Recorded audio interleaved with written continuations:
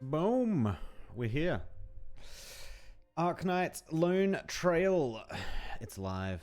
It's live. The event is now open. Oh boy! I imagine a few of you have already managed to make your way, a significant way through this this story expansion. I guess they're called expansions. I don't actually know what they're called. Events. Events probably actually. Yeah. Actually, that's gonna be way too hot. We're gonna set that aside for a few moments to cool down. But yeah, new patch, new me. Lonetrail is out, which is the space event.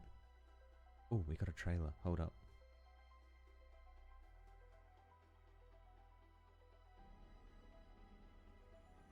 We were born to pursue knowledge, for we were all born with naught. Before we were given a language, our hands reach out without being taught.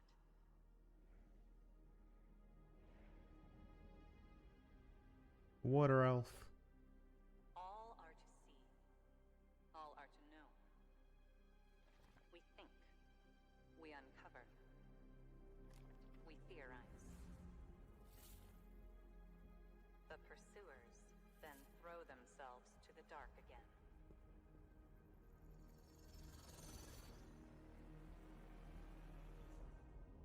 Bequests of the old, dotting our land. Enlightened futures they do not grant. Real enlightenment hides within these black forms of the crystallines. Origina, harbinger of our calamities, herald of our creations.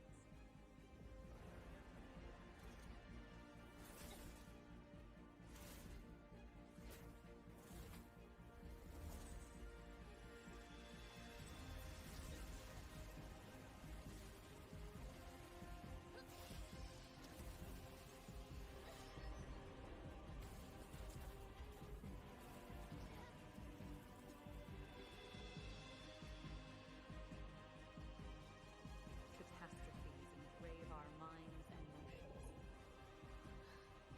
But a glitter are our deeds. Time they transcend. Thus we're made acquiescent to all retaliations. Whoa.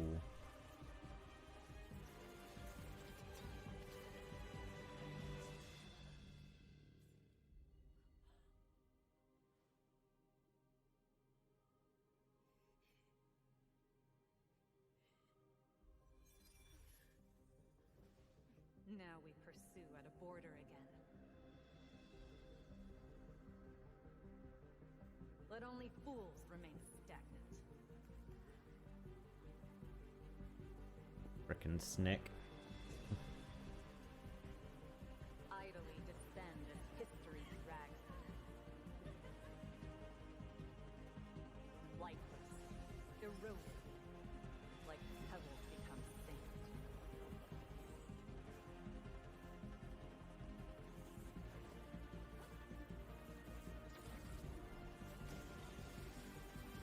They would never know. When we raise our eyes, a dome we shall gaze through. Oh, Visions, that's cool. not of the land beneath, but of a world above. Forerunners were gone in glare.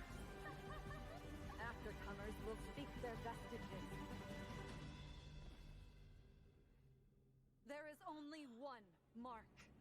Just standing there. Who is it? Who is it? The truth. Is that some kind of engine? Like a planet-sized engine? Oh.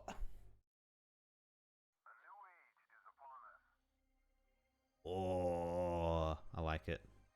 Like the styling, very good. It actually kind of reminds me a bit of the styling of Starfield. Yeah, they've kind of gone that retro space feel, which I mean, it works. It's a great aesthetic.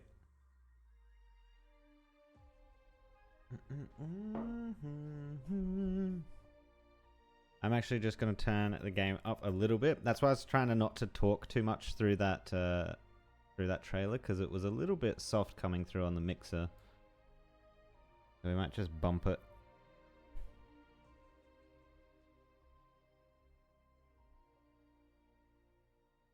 Yeah, that should be good. All right.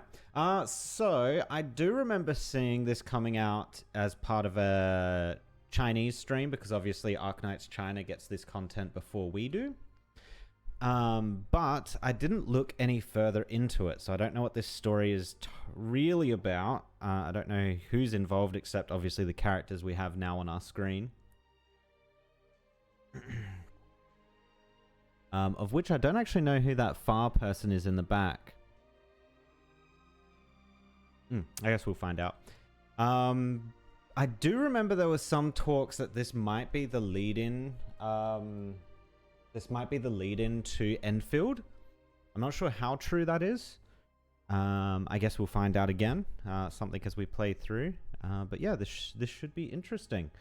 Going into it relatively blind. Which one is the story? Let's just see what operators. So I don't own any of these yet. And actually, it might be an idea. Huddle, we'll go back in there in a second. Oh, okay, the game is now very loud.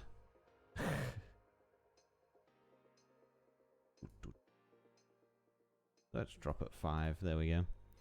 Alright, let's roll on this banner with at least our free roll, which we have 3 hours left. Reminder to everyone out there, get on, log on, get your phones out if you don't have a computer next to you or with you at the moment. Make sure you do your free headhunt rolls every day. I believe they're available. So that's 20 free rolls, is it? 21. No, 10. 10 free rolls. So make sure you get all that in. Let's see if we get anything decent. Nope, it's a white. Plume. Yes, hello, Plume. You also, your first time logging in, you'll get your 10 limited rolls specific to this banner. I believe it can't be used on any others. Yes, it is specific to this banner, so might as well roll that too. See what we get. Oh, we got a gold, but it's looking like a 5-star gold, not a 6-star. 2 of them, actually. 2 of them at the back end there. Steward. Who's this? Kata?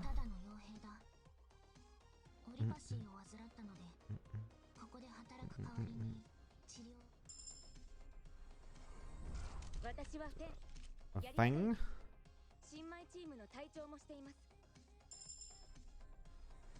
Alright. Oh, Chestnut. Okay. I don't use Chestnut. I don't even think I got him leveled up. Another 4.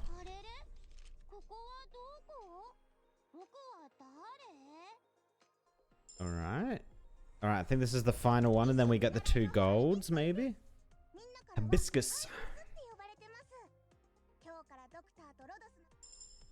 Oh, no. Maybe this is the final one before the golds.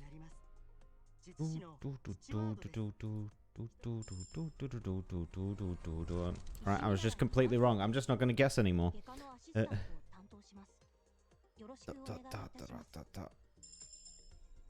Here we go. 5-star. La Pluma.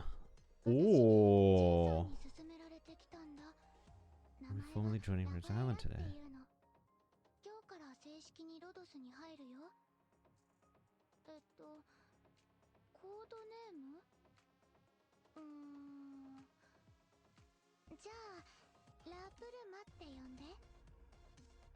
Cool. La Pluma's really good, right? Sorry, I was just listening to the whole I was listening to the whole voice line there. Yeah, La Pluma's really good, right? I haven't seen her, like, I have seen her being used, but I haven't looked into, like, all her abilities and all that. But I do know she is frequently used. So that's a good pickup. I'm happy with that. Let's go. Final 5. Melanite. So this is an event one. So we might actually level this one up and get them into our squad. So we get the trust benefit. What is she? She's a sniper. Cool. Boom. There we go. That's probably all the rolling I'll do today on this. Actually, how many do I have? Is it going to tell me how many I have? I assume so, right? I've got 11. I've got 11 free rolls, and then we go into this. I'm going to leave the rest of the rolling until we get to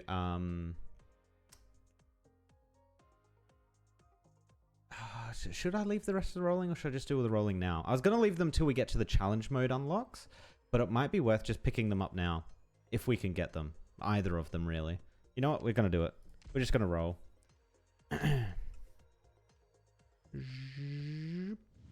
Oh my god. It's a disaster.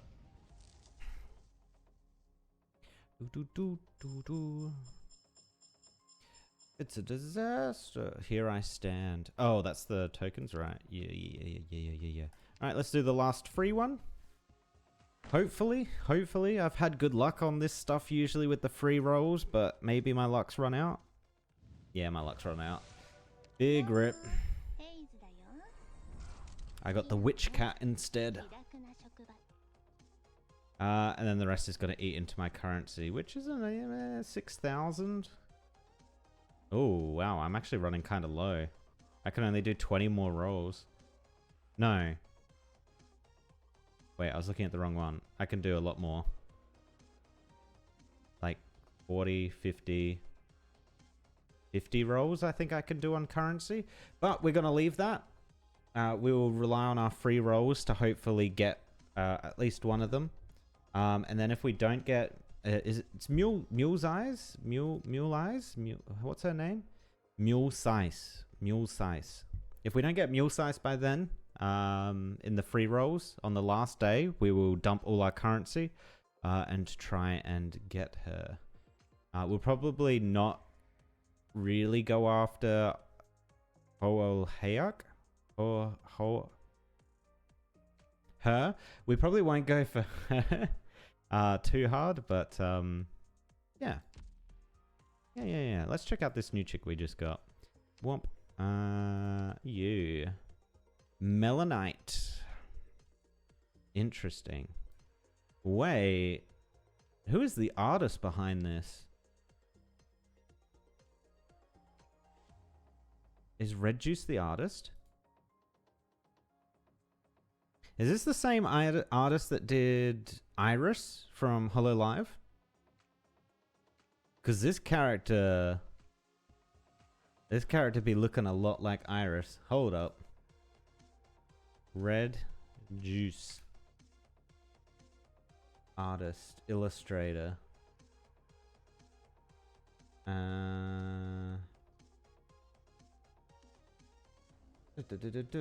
Let's do Red Juice Iris.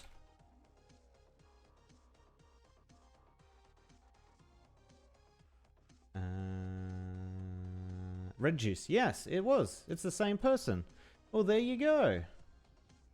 You learn something new every day. I wonder... It'd actually be really interesting if I could click this. Arknights, if you're listening. Which you're probably not. If you could click this and go and see what other characters they've done in Arknights. That would be cool. Because I think there's... I wonder if they've done it anymore. I don't know. Alright, let's check this person out though. Let's first level them up so we unlock their second ability and see what that is. Oh, we don't have any, really? Stages, workshop. Hold up, we might be able to workshop it. Where's ranged? Wait, where's ranged? Oh, I don't have any of that either. Oh my god, we're running low on resources. No. Let's upgrade.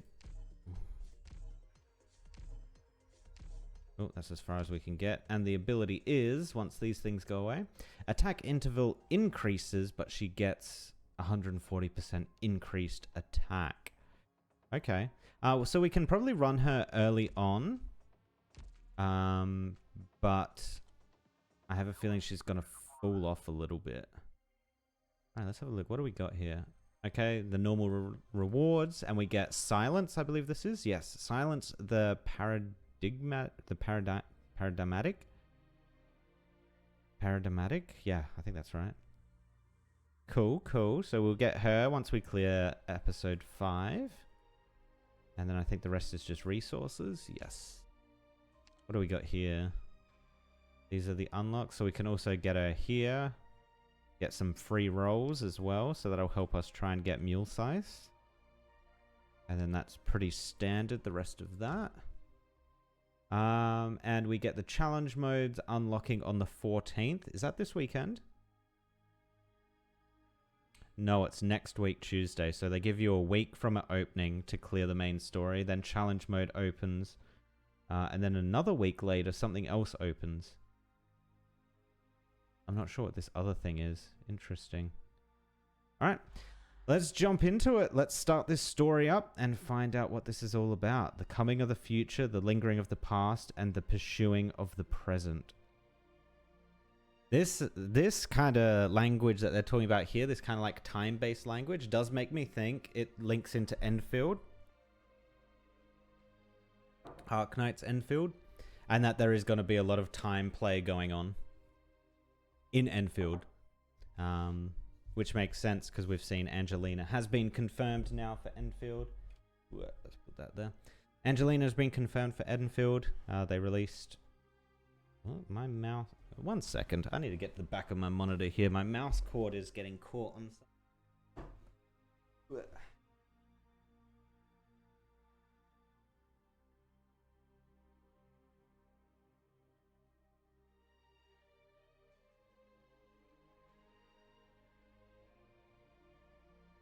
I think I fixed it. Oh. All right. There we go. That's what I was fixing at the start of the stream and then accidentally fat-fingered the mouse button. Oh. Alright. CWST1. Rain is coming into Trimounts. Trimounts. I don't actually know where Trimounts is. I assume it's a place. Dark clouds. Let's go. It begins. Ooh, pretty.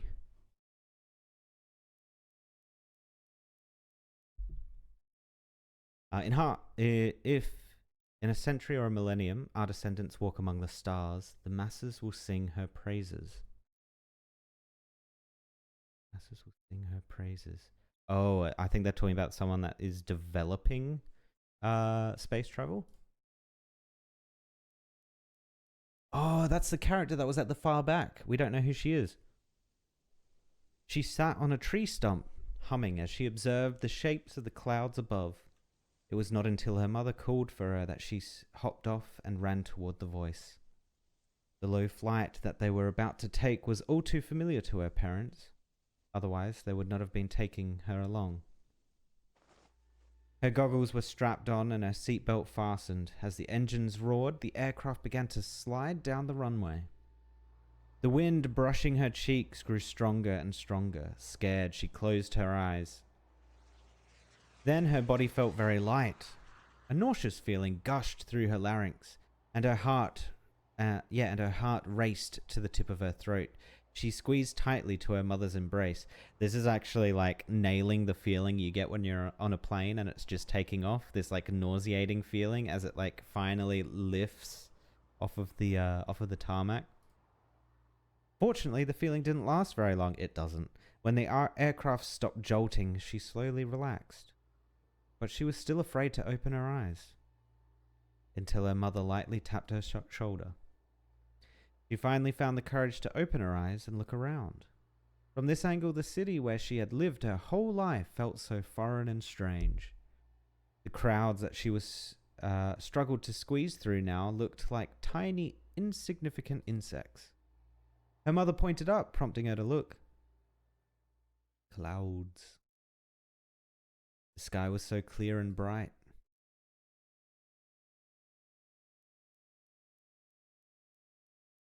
outskirts of Max, District of Columbia, Columbia 1099. Federal Nomadic Prison. Oh, I know these assets. These assets are from Mansfield. Sir, you're sick. What? I'm as healthy as can be. No, I can tell. Alcoholic, crapulent, and insomniac. In this oppressive nomadic prison, surely you haven't had the chance to enjoy much of the finer things in life. You're right about that. I mean, no offense. I get the sense that you might need some rest and recreation. Have you been to Siesta, Minos? Please stop making fun of me. No, this is an invitation. Please, choose one. Think of it as a way to kill time as this boring wait drags on. Minos? Ah, Minos. The fruity aroma of its streets rides. The wind sorry, I thought I was talking about a ride, but I was like, why does the ride smell? The fruity aroma of its streets rides the wind past its pristine white walls. More importantly, the innate elegance of its beauties will have you reluctant to leave. All right. I can already imagine the extravagant life you live. I'm green with envy. No, what I'm saying is that it's all prepared for you. All prepared for you. What do you mean? I believe an illness like yours can only be cured in such an environment. And you've been a great help for me across a variety of matters. Men like you deserve the finest of treatments. After a few months, any gloominess clouding your mind will have completely dissipated. You'll be as strong and sturdy as the Minoan craftsman. You may even enjoy a stimulating romantic encounter. Mr. Justin Fitzroy Jr., let me say this again. I'm fine. Please stop toying with me. Please, Mr. Justin was my father. Call me Justin Jr. All right, Justin Jr. So even business section people at Ryan Lab know their medicine. No. I don't know the first thing about medicine. Who would be interested in something so complicated that can affect no visible immediate change? Then what in the world are you talking? I'm sure you're dying to know what kind of illness you have and who spread it to you. Take a look around you and remember. Your superior, that unsympathetic, good-for-nothing judge, and even the old warden, so unpleasant even after he retired. You should have been hailed as a hero after you retired from pioneering, or at the very least enjoyed a comfortable life with a fancy house in a nomadic city on a government stipend. But now, you looked into my background? That's suiting medicine to the illness, sir, and the way I see it, your situation is hopeless. The remedy I prescribe is a vacation, a luxurious home, bottle of fine wines, beautiful specimens of your preferred gender, and a top-notch security service. I don't understand. I know what you came here for. You're going to take that one back with you. If you made it all the way here without trouble, then Ryan Lab and the brass must already have an agreement. What's the point of bribing me now? I need an answer first. Are you willing to take fate into your own hands? Who isn't? Right. Which is why you're very unlucky, and also lucky in a way. At the very least, you know the obstacle in front of you and your predicament. For instance, you've always played lackey to someone else. You were deliberately ignored and cast here. You also know that what you want. For instance, you've been planning to propose to a certain someone, which got delayed by this trip, right? Oh, I wonder how that proposal would go on the Minoan plains. Yes, what do you need me to do, Justin Jr.? It's simple. Sell the information on all of the prison's special procedures to Ryan Lab. I guarantee you'll find the price I'm willing to pay more than attractive. That certainly wouldn't be hard, but you'll be held accountable. We came prepared. I mean it, the old men behind you have a serious appetite. I spent twice my budget to get all this in order. They've been plenty arrogant the last couple years, and that won't do. Those greedy, selfish idiots haven't been willing to face facts. What? Do they think they're some kind of Ursus or Lithanian nobles? I prefer practical men like you, and so does Ryan Lab. So you could make a considerable fortune out of all this. then you and I can send these stubborn old men to prison. They won't get a chance to turn things around for the rest of their miserable lives. Doesn't that sound nice? You want me to defect? Hold on. Who the heck? Couldn't have picked a worse time. A letter from the bank. I thought I paid it all off. Justin Jr., this money. Did I forget to mention? My bad. Seems I'm not fit to be a doctor. This is your first course of treatment. So much. And the most effective cure to your disease is power and wealth. I guarantee it will get to the root of your problem on behalf of Rhine Lab. I understand. Pleasure to work with you, Justin Jr. The pleasure is mine. Let me ask one more thing. Is Rhine Lab full of men like you? No. They're all freaks. The freakiest you've ever seen. But I'm cool with freaks. Like the one we're looking for today. Ooh, who are they here for? It's all ready, sir. Good. After all that effort, I finally get to meet our famous freak. Please, don't forget what we talked about. I hope you'll be at my cocktail party in Trimounts next month. As my personal guest, no invitation necessary. No, they're not going to show us who it is. Or maybe she is. No, this is something else. She stood in the center on the day of her parents' funeral. People came and went around her. One after another, men she didn't know offered their condolences in front of her parents' portraits. A science journal's editor-in-chief, a high-level government official, a legendary investor in the finance world, the representative of a technology conglomerate. Daria? All of them looked so saddened. Saddened that the genius inventor, husband and wife brought the world of science to new heights, only to both die so young. None of them could understand. They couldn't understand why. When this era-defining technology, flight, had just taken off. Why would they waste their energy and effort on something as meaningless as reaching the highest altitude possible? All of them were furious. Furious that with the death of the Wrights... Wait, is this them rewriting history a little bit? Because the Wright brothers, right? Right? The Wright brothers were the first people to do flight. In that little, like, wooden canvas plane. So they're rewriting history a little bit here and saying that the Wright brothers, who are now apparently a couple, a married husband and wife, they attempted to take their technology even further, tried to go to new altitudes, new heights. And unfortunately, it looks like it went all wrong. It went all pear-shaped. Is unfortunate. One by one, the guests all left. She alone stood in front of her parents' grave and lifted her head up to look at the clear sky. Yet it was so dark and gloomy. Damn.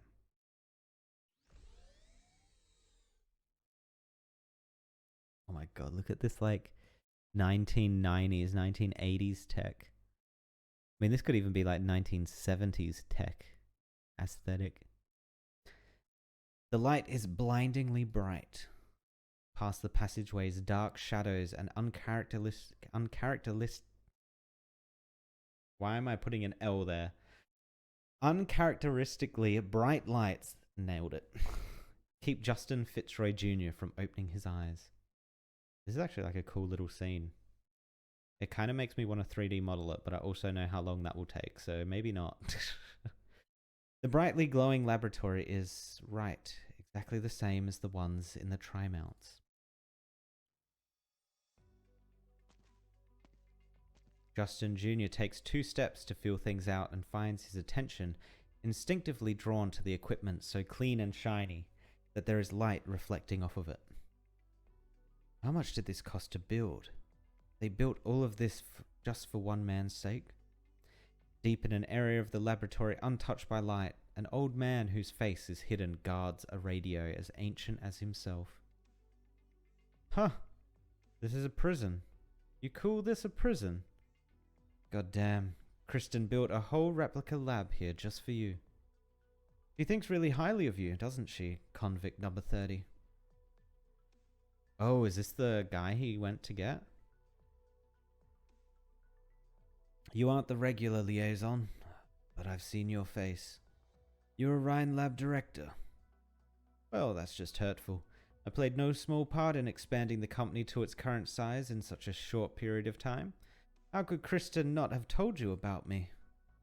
I have no interest in people like you. I'm a sick, crippled man.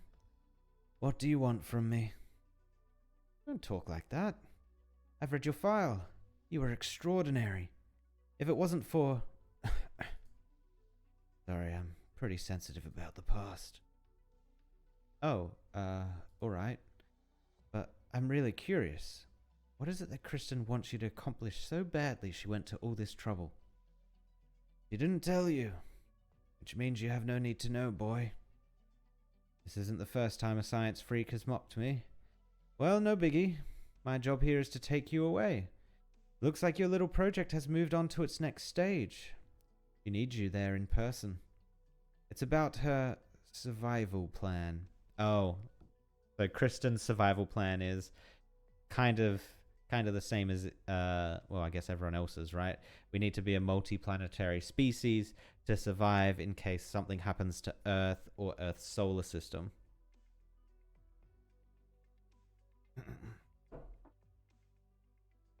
That is the survival plan. So you do know, you sly little punk. All I know is Kristen has had you working on something to do with Originium and the human body. Not my area of expertise, but at the very least I know one thing. Ryan Lab's control is not a coward who fears death. She definitely has no illness that need healing. Which means there's something else going on that's making her desperate for a way to extend her life. Some kind of extreme circumstances? You're a smart one. No wonder she chose you to bring me out of this place. But you'll have to wait a little longer. It's almost time for the Vice President's speech. A speech? You're into politics now. No, today is going to be an interesting day. Patience is a virtue, kid. Now, we still have to introduce ourselves. I'm Logan Williams. It's a pleasure. I'm Justin Fitzroy Jr., Business Section Director at Rhine Lab, an outsider to the world of science and technology. I am only here to bear witness to history, sir.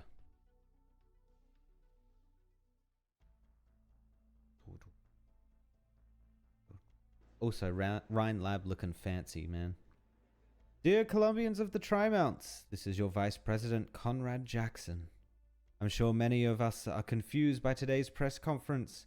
Before I explain anything, I'd like to have a chat with you all.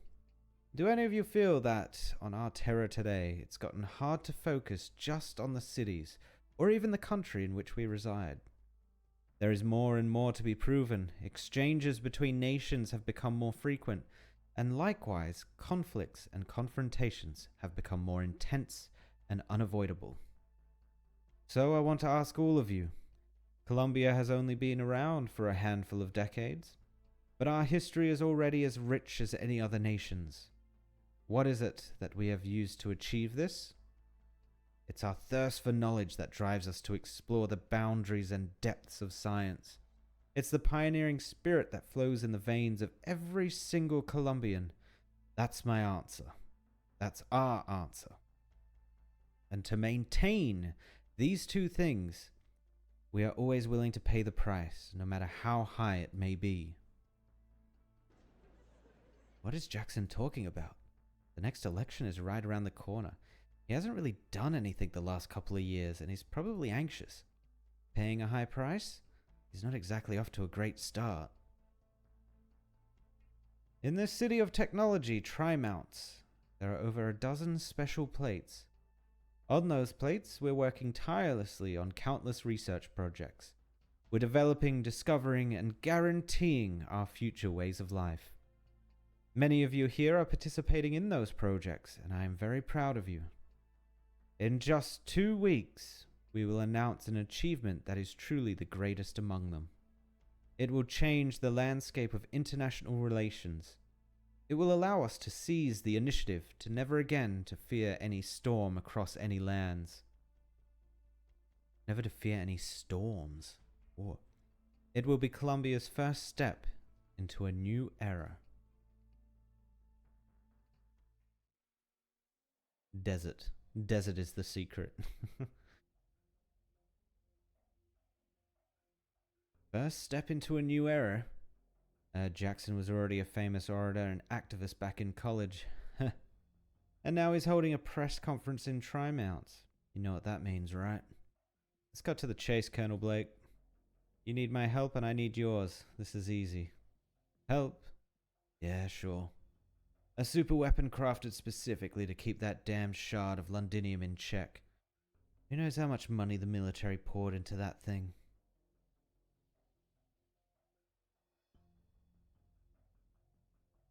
Is this talking about events from the main story? I might not know what this is actually talking about. I know that of the shard, but I don't know why they had to keep it in check. We need to get further in the main story. Who knows how much money the military poured into that thing? But now, Kristen and all the techs on the project have disappeared without a trace overnight. And that, what does the handbook call that big ring again? Hammer? Damn it. How did she hide such a big thing? The military is being pretty gentle as it is, not surrounding the city with an entire fleet of high-speed battleships. And this is what I'm here for. I have to admit, Kristen really took me for a ride this time. But what reason do I have to believe that a failure like you can take care of this problem? There are lots of companies in Columbia that can rival Ryan Lab. There's nothing stopping us from taking a military approach and handling everything over to someone else. You're right, Colonel Blake. I failed, but I'm no fool. If the military were really that hardy, you would have done this a long time ago. You army guys were never the meek humanitarians you're trying to play. And I, the former director of energy, I know Ryan Lab. With my help, whatever you end up doing will go much smoother. Especially if you want to take care of this as quickly and as quietly as possible. Why should I trust you again? Is there anyone easier to keep in check than a failure with nothing to his name? Never thought there would come a day when you call yourself a failure, Ferdinand. Why are you so fixated on this? Always high and mighty, never revealing her secrets. She threw everyone's hard work and achievements under the bus, sacrificing the whole of Ryan Lab. Kristen doesn't have the right. No one does. Alright, that's the most convincing thing you've said all day.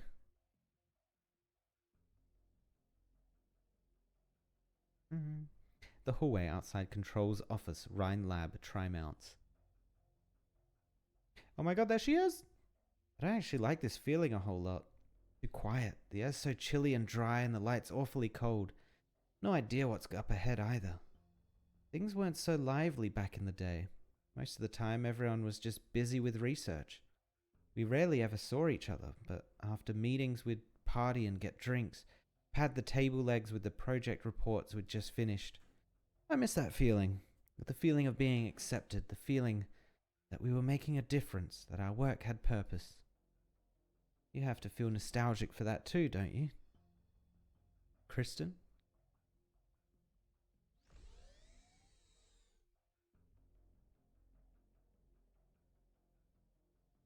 You can stop dragging your gross tail across the floor. Nobody's coming to clean today. Hoel Hayek. Oh, so you came here to cry your eyes out, huh? Guess I should have stayed hidden a little longer. Were you waiting for me? Mm-hmm. Why are you standing all the way over there? I've got to be careful.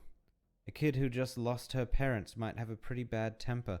Oh, so she's part of the rights? Okay.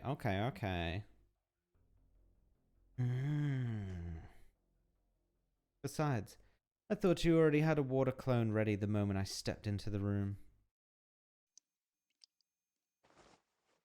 You did have a water clone ready. Oh! Oh! Oh my god. Since I'm found out, I might as well drown you right away and stuff you into a dead power armor. Oh, I didn't know you were such a vengeful elf. A Maylander agent infiltrating this place, huh? What are you up to? Infiltrating? Think again. Would Control's office be that easy to infiltrate? Are you working for Control? What kind of deal do you two have? And what she got you doing for her? Are you betraying the Maylander Foundation for this? Kuakulkan. That's a name. So many questions. Why don't you ask Kristina yourself? You're so close to her, I'm sure she'd tell you. Right. You're at the end of your rope. Why else would you expect to find Control in her office? Ah. Kristen really asked you to come. If I told you I invited myself here, would that make your heart ache more? She doesn't have the time to deal with you right now. Perhaps she's already sick of all your backstabbing and all your distractions. Maybe she never had a place for you in her plans. Whatever you want to think. Not your place to say. I'm just trying to remind you out of the kindness of my heart, or pity, if that's how you want to see it, that you should try to not be so tense.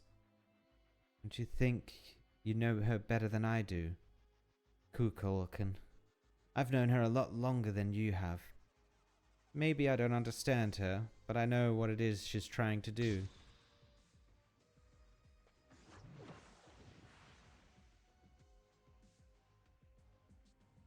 It's hard to blame someone for grasping at straws when they're desperate. But if you get in the way, next time, I'll really kill you. The dreadful library has vanished. Aside from the droplets of water on the sofa, the fight earlier might as well never have happened. The door closes. Ulysses doesn't try to give chase. There's no telling how much truth there was to Hoel Hayek's words, but her presence alone already explains a lot. You should ask Kristen directly. This is why she came here today, and she still has so many questions. Kristen. There is no one here to answer her. Mulesice's voice echoes throughout the empty office. Her shadow is split into two halves by the wall, like two people standing at a branching path. When and where did all this begin? Everything that once was... Wait, what? Everything that once was changed, yet she knew nothing about it. This familiar room, this familiar hallway both seem so foreign to her now. She hates this feeling. It's just like the time after she was born when she realized for the first time that she was all alone in the world. On the day of Ryan Lab's foundation, everyone had faith that this was the starting point of a company destined for greatness. The idea made everyone nervous. It cheered them all up. It put smiles on their faces. It kept them up at night. She and Saria chatted about the future on the balcony until the next day's beaming sunrise shone directly into her eyes. At that moment she thought that she, Saria, and all these people would walk with Ryan Lab forever. It was an unrealistic notion. When topics like profit, conflict, and misunderstanding piled onto her desk one after another, she couldn't help but laugh. What exactly is confining mankind? She lifted her head to look at the sky. It was so ugly. I'm noticing this theme of looking up into the sky and it reflecting her current temperament. Wait, can she control weather as well as water? That would explain the umbrella. Rest stop, Trimount's outskirts. Roughly 18 miles from the city center. Oh, it's a robot. Hi there. 4 large cheese dogs, extra cheese. You got it, coming right. Holy shit, bro. What the heck is this? I caught some kind of disease when I was a kid. It's only because of the exoskeleton that I'm still alive. Sorry for spooking you. Spooking me? Hell no. That looks so cool. Oh, so it's got to do with the Trimount's tech companies. No wonder. The gizmos they pump out are evolving so fast. Something like that. My bad. That was probably rude of me, acting so surprised. I'm used to it. Mind if I smoke here? You can still smoke? That's amazing. Phew, so empty here. This road doesn't get much traffic, does it? Just today, when the vice president came through not long ago, the traffic jam was miles long. Maybe it's the weather. Here, your hot dog. That's some appetite you've got, bro. Take a seat whenever you want. Not like there's anyone else today. Thanks.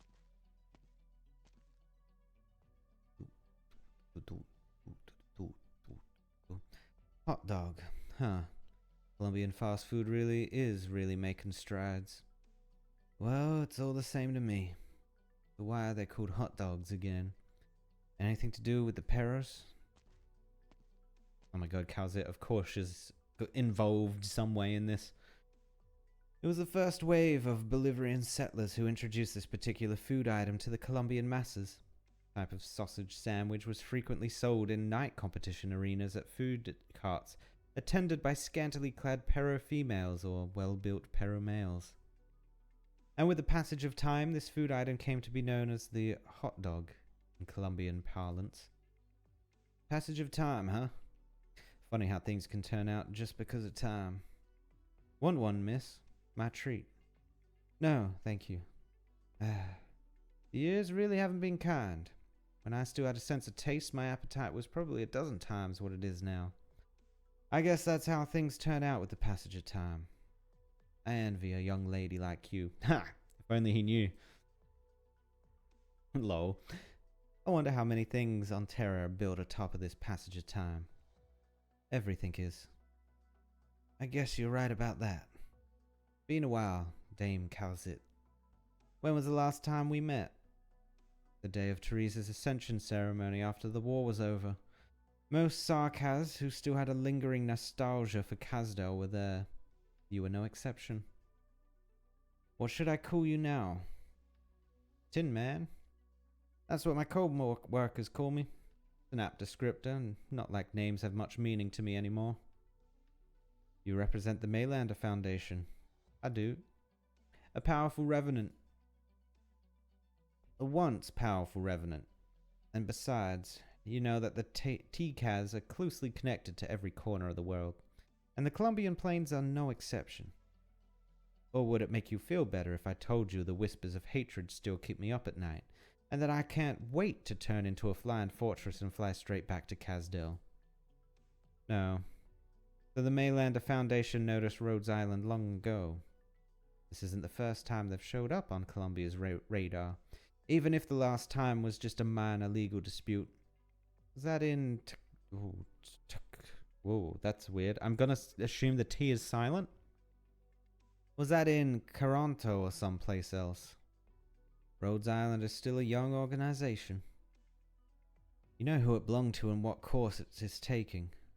I'm not trying to talk you into giving up, but based on our agent's intel, too many old friends are mixed up in this mess.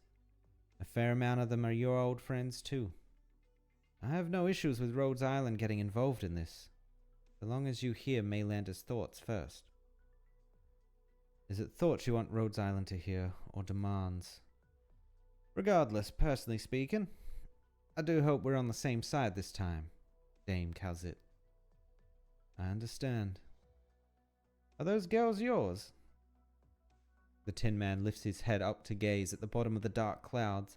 Not far away, a pure white feline and a fire-red Savra sit on the bench. Pure white feline? Is that Rosmontos? And a fire-red Savra. Savra. I'm not actually sure what a Savra is. Fire-red, though. All I'm thinking is a freak, but I don't think it will be freak, right? The Savra girl enthusiastically tries to tell something to her buddy, but her buddy simply stares at the sky, seemingly paying no attention whatsoever.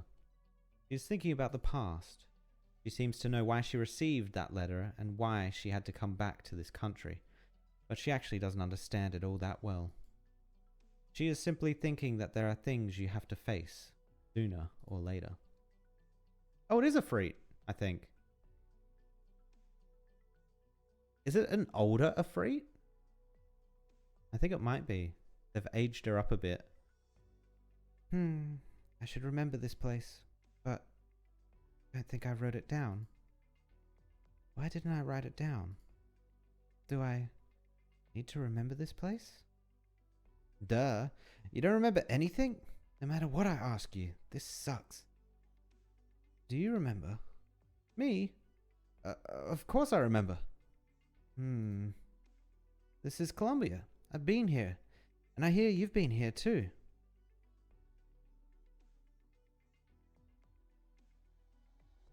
Calzit literally babysitting at the moment with those two.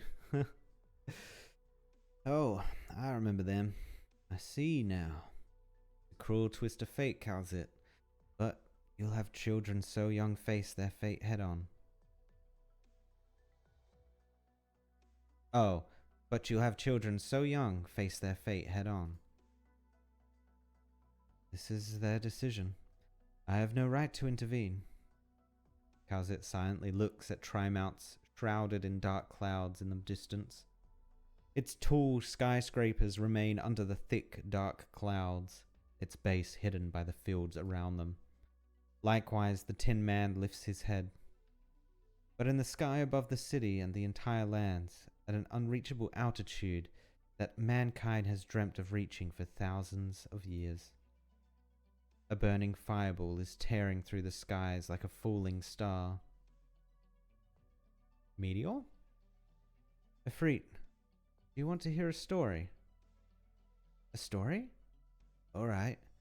Today's story takes place in a beautiful city in Sargon. There was once a well-respected king, loved by his people. But when he finally grew old, he had an anxious look on his face, never calming down for even a second. He gave it his all to rule this city, but he found that not one thing in the city would bear his mark forever. His statues would crumble, and his legends would fade. People forget too easily.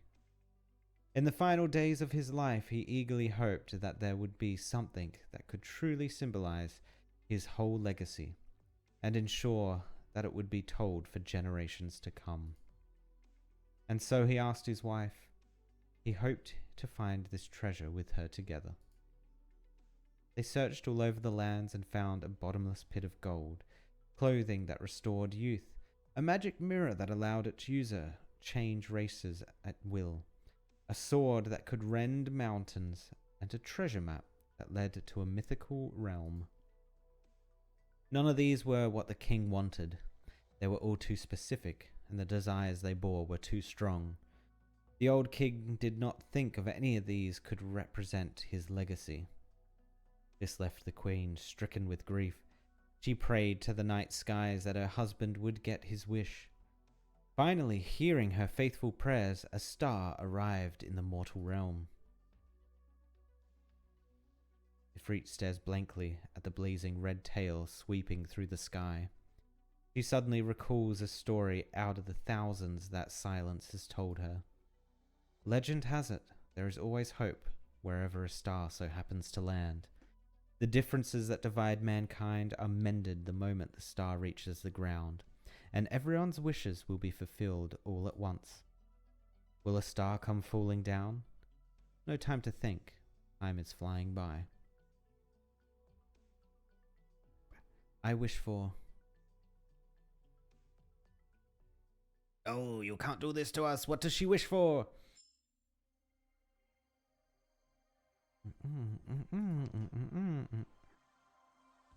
Alright, CW1, Dense Fog. Does the falling star foretell hope or disaster? Alright, this is a pretty simple layout. Let's pick our team, make sure we get in our squad in. I'm going to quick select actually, clear selection. So we want our new person, who is Melanite. Where is she? Melon... Oh, wait, that's La Pluma. Was she not a sword? Oh, she was ranged. Right. Melanite. Melanite. There you are, Melanite. You are in. Let's also add Rosmeltus because she's in the story. I guess we could add Ifrit, but Ifrit kinda is difficult to use unless you've got like the perfect map. Calzit is in the story, so we're gonna pick up Calzit. Calzit. Who else is in the story that we know of? Silence. Silence is in the story. She's ranged, right? No, is she special? Silence. Silence. Support, maybe? Magellan. Dean.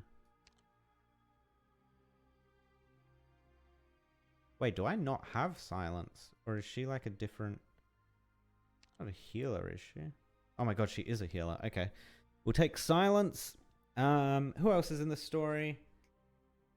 Oh, Saria. Let's get the tank in here.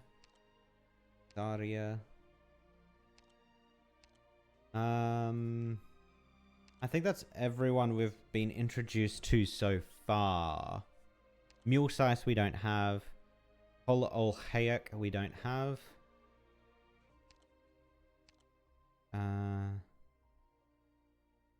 I guess we could go other Rhodes Island people, but I don't think we've got many other Rhodes Island people. Alright, this is what we'll stick with as our core. And now we'll just select some off characters that we haven't really played much with. We've done Fear Meta a bit. Let's bring Dorothy. She is Rhodes. She is Rhine Lab. So let's pick her up.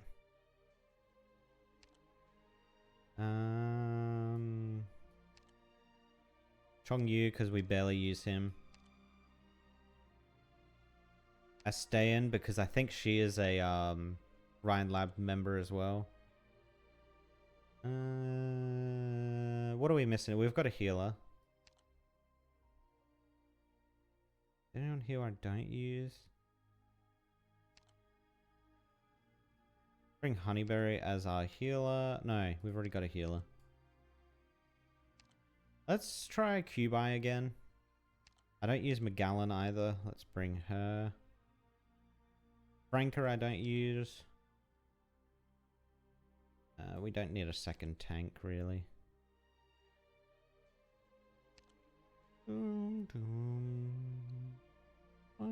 Wow. Beeswax. I guess we could use Beeswax, but she's kind of difficult to use.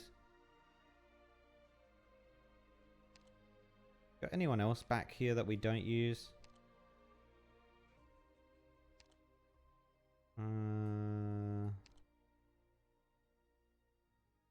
We don't use 9-colored deer. Actually, we don't use puzzle. Attack speed, attack steal 12% of puzzles, attackers arch damage per second for 16 seconds, stacking. Yeah, let's take puzzle. Cool. Alright, this is our squad. I think this looks okay. I know what half of these characters do. Let's go.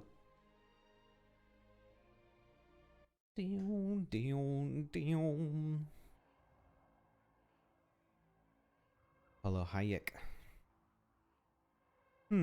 Right on time. Liberry steps out onto the rooftop of a tall tower and looks up at the sky. From this vantage point, the faint, sharp screech is concealed by the sound of the wind, while the faint spot of light rapidly expands in her eyes. I'm assuming this is the meteorite. The meteorite is falling down to Earth. Her thick tail dexterously and rhythmically sweeps back and forth, a graceful measure to which the Liberry can compare the invisible grid of the city beneath her. Now let's see. Just where will this star land in Trimounts? District 2 and 5 are primarily residential. 11's new industrial campus is under construction. Let's hope it won't be central. That place is packed with office buildings, like the dime a dozen canned fins you get at the supermarket. And it's a work day. Those offices are gonna be full of people. Well, you really figured out where to land this experiment of yours. Or maybe you just never cared how much of a racket this might cause. Either way, you planned this far ahead. Things are getting more and more interesting, Kristen. Oh, did it land? Confirmed, the Triton factory in District 13. And she's off. The Liberia leaps from the tall tower. Is Liberia the they're the bird people, right?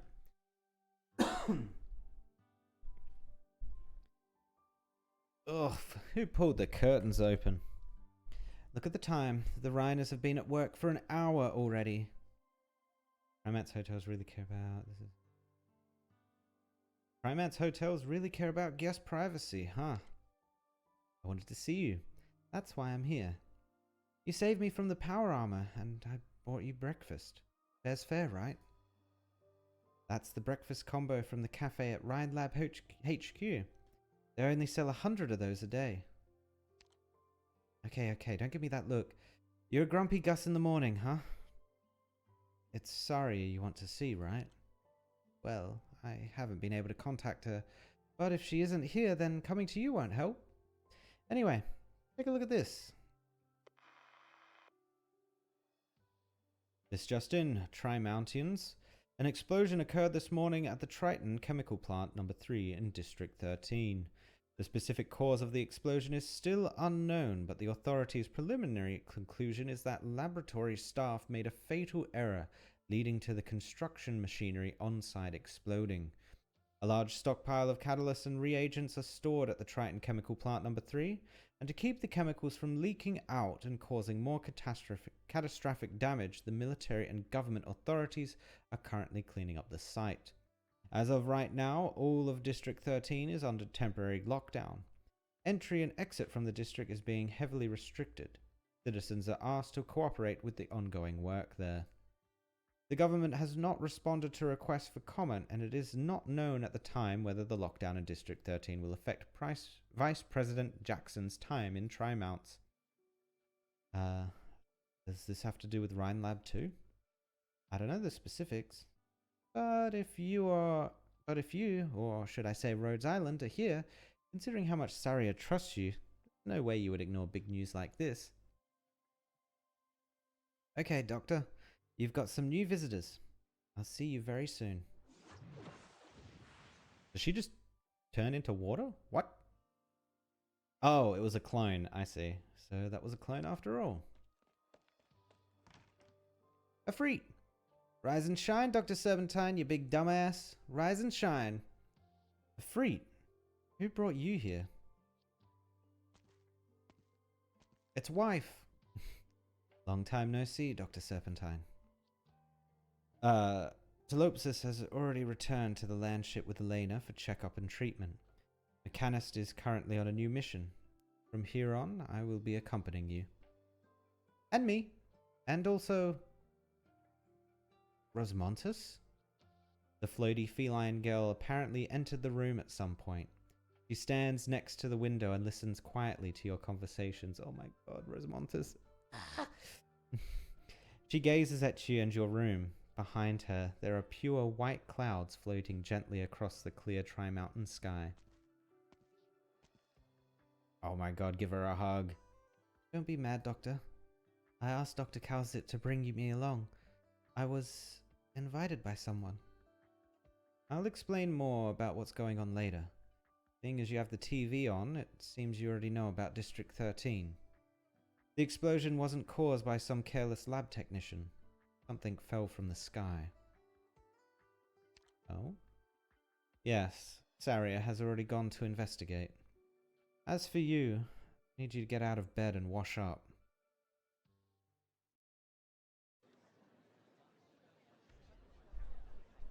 Oh. Silence. I live here. Who the hell are you to stop me from going home? What gives you the right to lock the place down anyway? Is this even legal? Do you have anything in writing? I'm supposed to take your word that this is an emergency? I'll be out in 10 minutes. I just need to head back for some documents. Our clients are waiting in the conference room. Sorry, but I need you to need to see your clearance.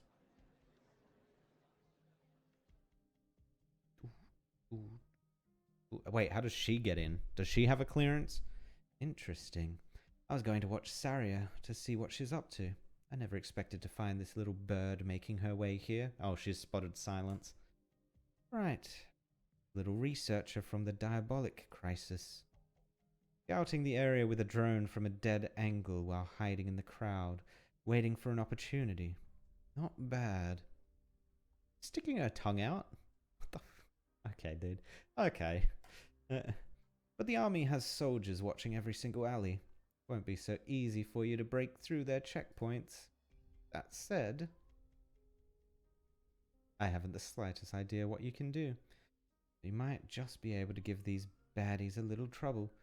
So I'll give you a hand. What are you blabbing about? Nothing.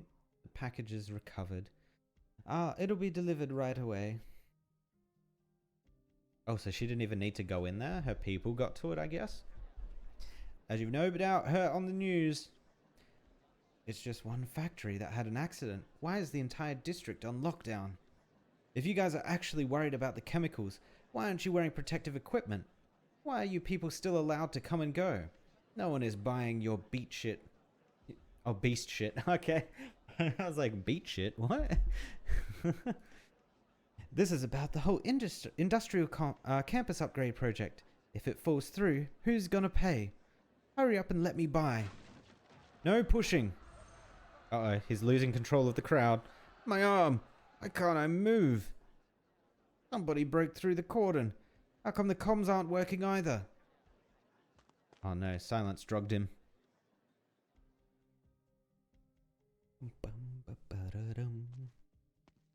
Saria.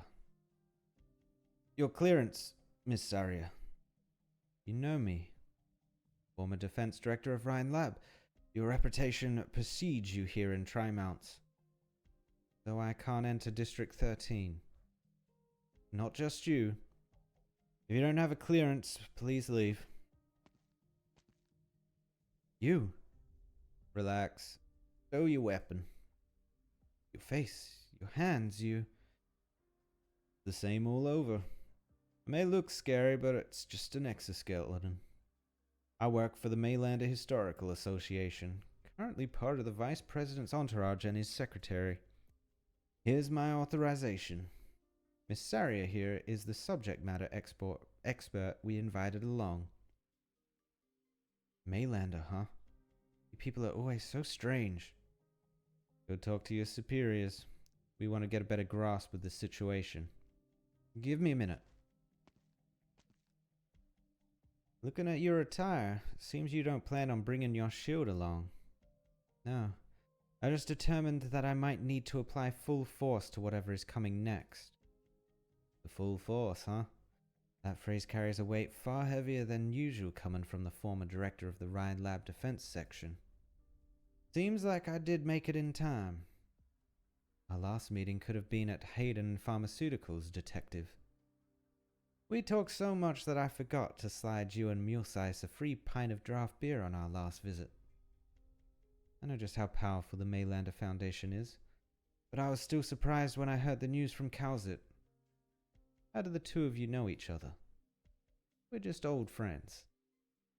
So, what role is the Maylander Foundation playing in our current situation?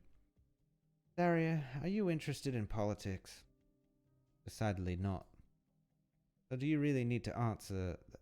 really need to answer that question? The Colonel is en route to his meeting with the Vice President. Your identities have been verified, and the Colonel has authorized your entry to District 13. But we're conducting an emergency investigation to evaluate the hazard posed by the chemical leaks. So you won't be allowed near Triton Chemical Plant Number 3. That's where all this went down. We'll also arrange an escort party to go with you to provide any necessary help. No problem. We will go with your arrangements.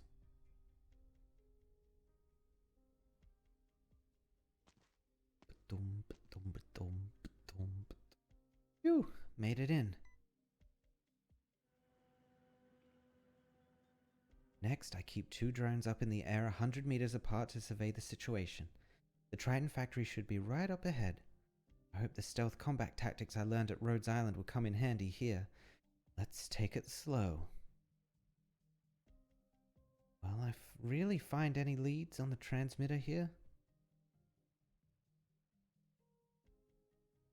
Batch of transmitter has gone missing?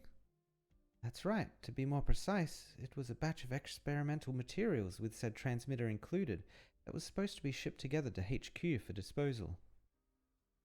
Someone stole it. And it's very likely to be someone within Rhine Lab. Silence. I'd like you to head to the Tri-Mounts and help me investigate this. Me? I need to remain at Site 359 to cooperate with the military investigation. So I'll be stuck here for the time being. Are you going to negotiate with them? Don't worry. As much as I don't enjoy this stuff, I'm more than capable of it. I'm a Rhine Lab director after all. I'm more worried about this batch of missing transmitter becoming the catalyst of something else's ambitions. So, can you do it? Well... Silent, you're a student of Director Parvis, and yet you showed up here at Site 359. I had some doubts, but now I get it. You came here to ask for my help. Or perhaps you wanted to know if the director of Originium Art is trustworthy. I'm sorry. No need for apologies. Did come close to doing something awful. I should be thanking you, Silence. But at the same time, this is why I'm asking for your help. You are beholden only to your own standards and looking for your own answers. But even if I hadn't asked you, you still wouldn't have returned to Tri-Mounts, right? Yes.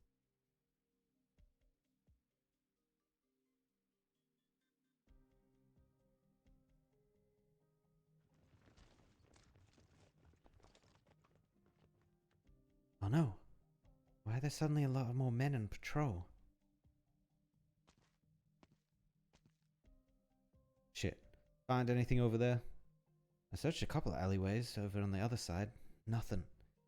The colonel is about to meet the vice president, so we had to play nice and let these 2 in. We were supposed to stick close to them. How did they lose us so quickly?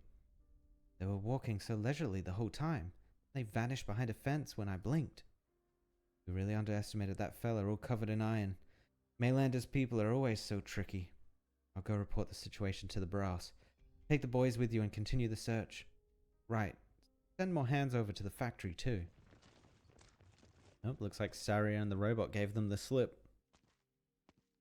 Oh, there they are. Your reflexes and stealth skills are admirable, Mr. Detective. You flatter me. Even if we could manage them, it's better to shake them off our tail than to outright knock these sycophants out. We're here. Triton Chemical Plant number 3 is right up front.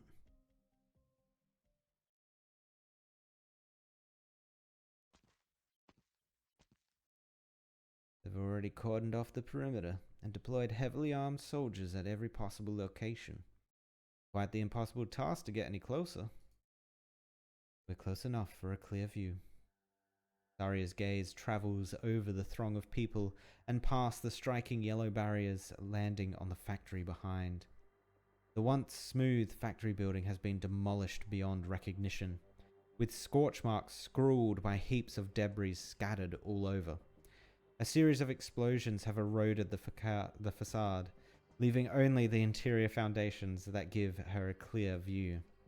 In the center of the factory lies a huge ring-like mechanical structure, diagonally embedded into the ground like an outrageous art installation. The source of the explosion. What have you found? Neither the shape nor the mechanical structure of the object hints at its purpose, but it is clearly a device not meant to be used on land. It fell from the sky. We're too far away to discern any concrete details, but what can be confirmed at the very least is this thing has the mark of Rhine technology. To be precise, it has Kristen's handwriting all over it. I'm sure of that. Horizon Arc Project. What? I'm surprised you've not heard the name, given your position at Rhine. And your relationship with Kristen.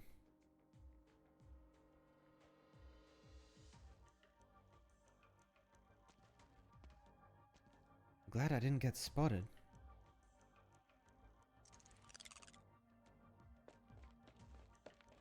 There really was one here.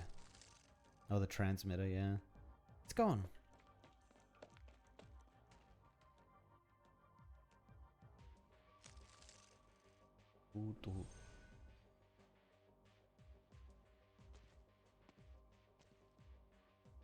Dorothy was right. Transmitters react to each other, and it wasn't too difficult to catch them with the one she gave me. But there's too few of them.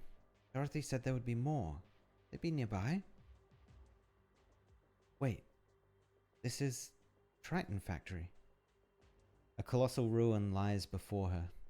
Just how many injuries or casualties happened in there? Silence recalls the news not mentioning any numbers relevant to that question. She recalls the destruction at Site 359. It was difficult for her to even picture what it looked like before the ruins. That's Saria? Who was that with her? Saria, do you have something to do with this too?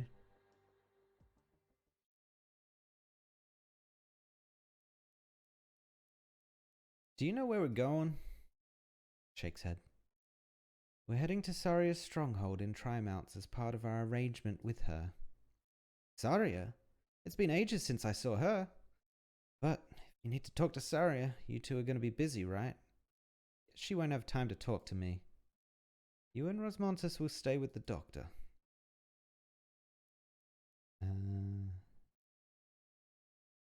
Ifrit, where were you just now? Oh, right. When the star came falling down, I was telling Rosmontis a story that Silence once told me. You still remember it, right? You weren't writing any of it down. Yeah, I still remember.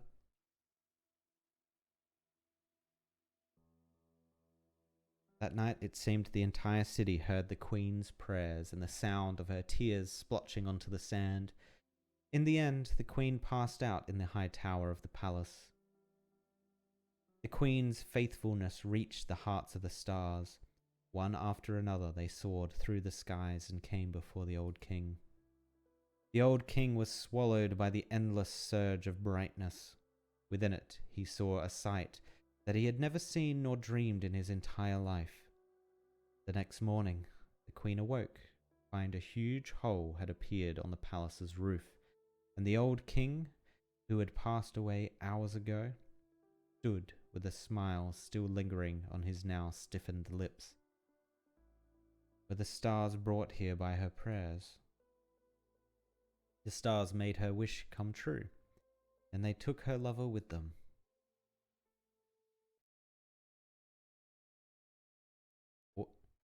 What is this fight based on, actually? Is this based on Saria and the robot making their way through the facility?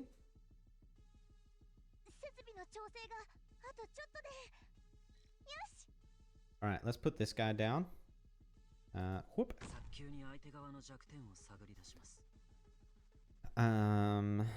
Guess we could put Dorothy down. She doesn't have ranged attacks though, does she? She just places bombs. Oh no, she might have ranged attacks. Hold up. Oh, she does. Oh, does she place the bombs automatically? Maybe? Boom. Let's put McGallan out as well, because I can't remember how she works. Retreats after skill duration.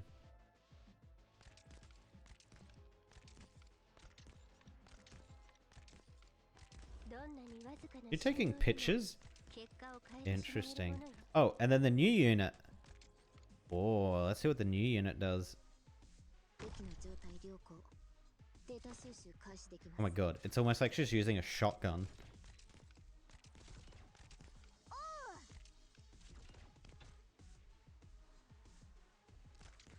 I guess we can place... Do they block? I'm assuming these don't block, right? Let's place another bomb.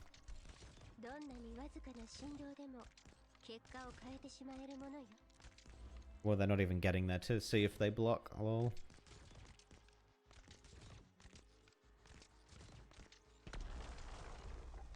Oh, he hit the bomb. Throw out Calzit. Oh my god, look at all these deployables I have. Monster, mines, and flying droney things. The flying droney things seem to stay forever. Oh, I don't think they do anything until you use their ability. With the attack range of this unit and drones every 3 seconds, active instead of slowing, binds targets. Oh, so it slows them every now and then. I see how it works. Oh, okay, so Magellan's actually kind of dope. Huh. I wonder if ranged units target her drones, though. They probably do, right?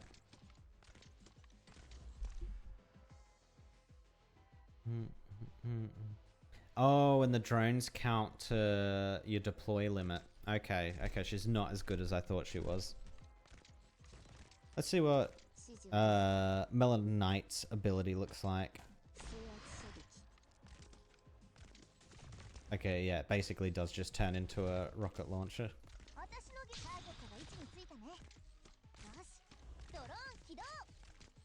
Oh yeah, they get binded.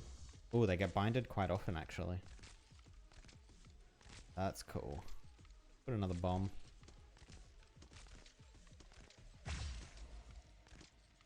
Oh, and then they get recalled afterwards. Oh, okay, that's kind of cool. I didn't realize she worked like that. Okay. Dude, I need all the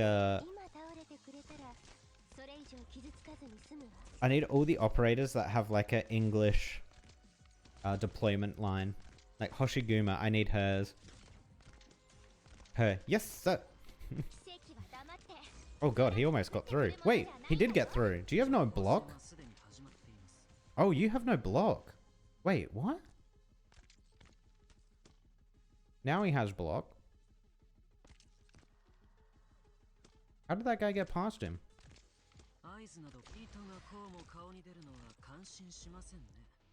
What? Interesting. Okay. Well, we're gonna have to redo that again to get the 3-star. Alright. Blake. Oh, who's this guy? Got like a little owl? That's cool. Colonel, sorry to keep you waiting for half an hour. I'm the one who should apologize, Mr. Vice President. Your schedule in Tri-Mounts is packed, and I heard the Secretary Pavard you had to cancel a meeting on account of my sudden visit. The military's response to the District 13 incident has been quick. It has also been intense. You had just given such a powerful, rousing speech to the masses. This couldn't have happened at a worse time. By the looks of things, this is more than a little accident on your end as well. I'm just saying, it's still too soon to reveal the Horizon Arc project to the public, which is why we would like you to cancel the rest of your itinerary and leave the Tri-Mounts. And we'll take care of these accidents as soon as we can. Colonel, I understand what you're asking, but my schedule isn't going to change. In fact, I'm going to extend my stay in the Tri-Mounts. In my last meeting, I decided I'm going to Rhine Lab to enjoy a fruitful dialogue with our exceptional researchers. We're one Columbia, Colonel Blake. We're all ready to give everything for our country. But with all the technological pioneers gathered in this city, they form the bedrock of Columbia's technological development. It's no exaggeration to say they're shaping the future of our country. You understand what I'm getting at? Even on the assembly lines of our nation's most developed munitions plants, it takes a day and a half to produce a single shell to spec. And that doesn't include the time it takes to send it out onto the field to give the men some real practical time on the thing. Take a step back, Colonel. The more we find ourselves facing super weapons that can change the world, like that Arc-01, the more composed we have to be. This is Colombia, not Sargon, not Bolivia. Or Bolivar, not Bolivia. That's an actual country. These past few years, the armed forces, more accurately the Department of Defense, has continued to explore the nation's military capabilities. As a whole, the progress has been fairly steady. From the President's perspective, this is a good thing, and he is glad to see it happen. However, given the shifts in international dynamics in recent years, particularly the re-emergence of Victoria's Shard, a number of things have changed. Such a terrifying superweapon has erased the concept of distance. All our ground defenses will be rendered useless, and the dust brought about by the storm may well fall upon our pillows at any time. The voices within the Department of Defense have grown increasingly hawkish, and a number of troubling signs have already appeared. They're hedging their bets on the research and development of similar era-defining strategic weapons. And that's how Kristen caught the military's eye. Correct. Kristen became the military's core technical advisor. In a very short period of time, she submitted the proposal for the Horizon Arc project, planned the construction of the Arc-01 superweapon, and quickly began its implementation. The military has devoted a vast amount of resources to it, and as such, Ryan Lab has enjoyed greater policy-side support for quite some time now. This is why Ryan has been able to stand head and shoulders above many other tech companies in Tri-Mounts. According to the information we have on hand, the construction of Arc-01 required digging complex shafts, as well as erecting a hammer at our aircraft's altitude limit. A monumental project indeed, and the military has spared no expense in the effort. I imagine the man in front of you who fell from the sky was a part of this project. Tharia's eyes shift from the factory ruins to the sky above her. Using the sky as an intermediary transfer node. We don't know the specific conceptual design or how it's implemented. Using the sky as a transfer node to focus or redirect an enormous amount of energy, so as to achieve a powerful strike over extreme distance. In theory, that is indeed possible. But would Christian really help the military construct a superweapon? She was directing funds to the other sciences while she was sabotaging the superweapon. Guarantee it. Looks like you didn't get the answer you wanted. I knew from the beginning. This just makes it more apparent. A good politician would never rush to make his stance clear. At least for now, they don't want us taking over the project that fast. And how do they intend to do that? It's simple. All they need to do is delay. And if we say that efficiency is the pursuit of scientific research, then Ferdinand, delay is the preferred tool of these politicians. When the Singer's administration first entered negotiations in Congress to reclaim the Woods Company's logging company, virtually no progress was made in 3 years. It took the latter party losing control of the area. They want to delay until we have our hands full, until we lose faith in that damned Horizon Arc project until it doesn't matter anymore. You've already been on site, right? Well, what are your conclusions? It was indeed the test flight of Arc-01's hammer. The sky appears clear, but it is far from being a safe haven. Kristen will need to test the new pressure and navigation system, a trial and error process that may need more than one flight. I'm more curious about the military-controlled shaft at the bottom of Arc-01. Where did Kristen launch a beast of that size? The hammer's black box still hasn't been found. By tracing its routing data, we can triangulate the position of the launch site and locate Kristen. We already conducted a full-scale search on District 13. Come up empty. Someone managed to retrieve the black box at the very beginning. Any possibility it might have been destroyed given an explosion of that scope. Kristen had already been missing for 2 weeks. She may have already obtained the experimental data she wanted in the black box, but she still doesn't want us to find her. In other words, the so-called Horizon Arc project, propped up by the military itself, is completely out of the military's hands. The longer the delay, the more variables there will be. I know.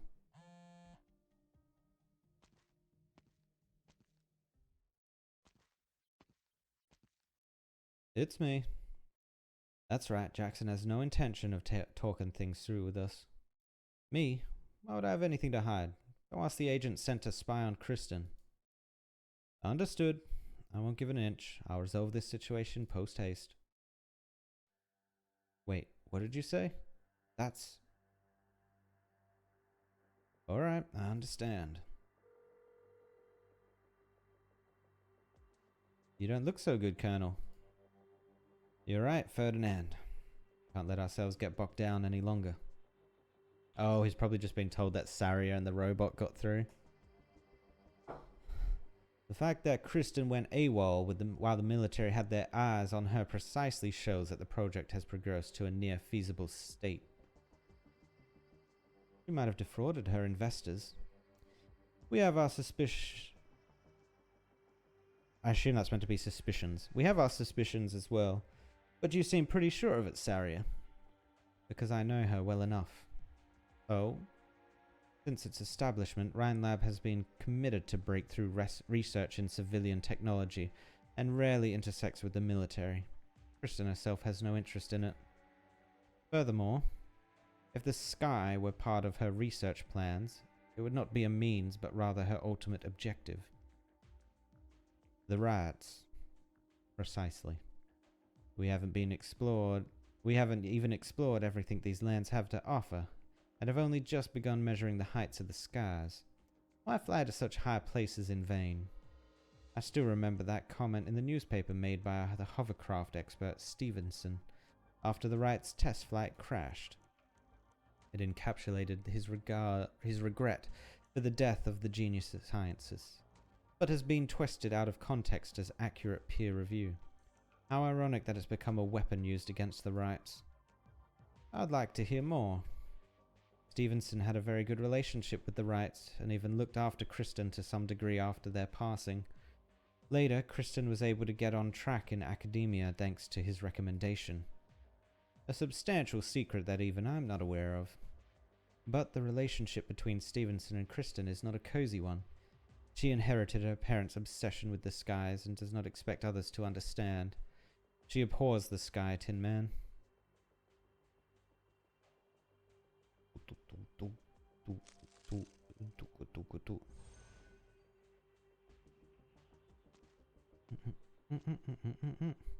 It can't be a coincidence that Transmitter appeared at the scene of the accident, but what exactly is the connection between Transmitter and the explosion? Did the things used in the factory require transmitters? I recall no such relationship between Triton Chemicals and Rhine Lab. Or perhaps the transmitter had something to do with the ring-shaped mechanical object that smashed through the factory building. Sari is too far away. I can't hear what she's saying. Maybe I can try moving the drone a bit closer.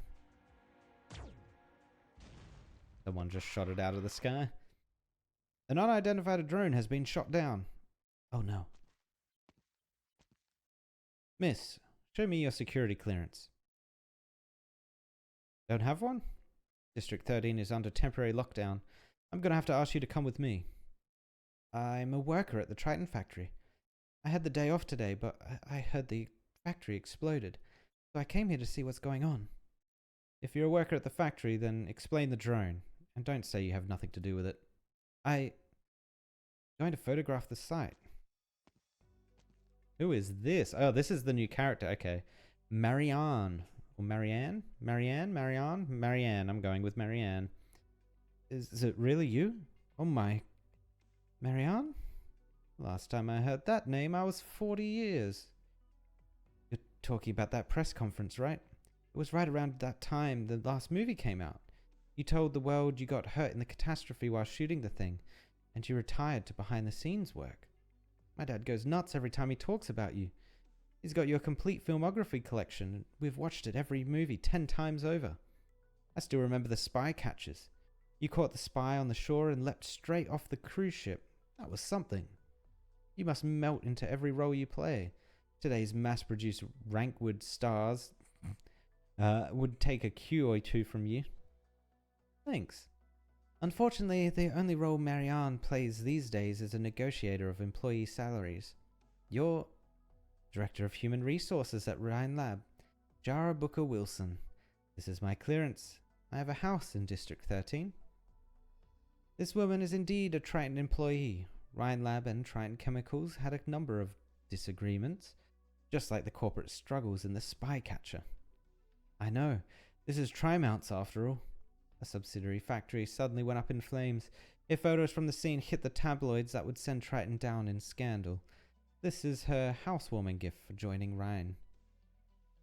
That would indeed be a violation of military regulations. Fortunately, the drones have been shot down, so the photos won't leak. Now then, let's move on and discuss your job hopping. Sure. But let me add something first. Isn't it a little unreasonable to suddenly ask the locals to lock themselves inside and wait for updates before they can do anything? Oh no. Oh no. We're just following orders. Miss Marianne, I want to trust you, so both of you, please leave. No exceptions.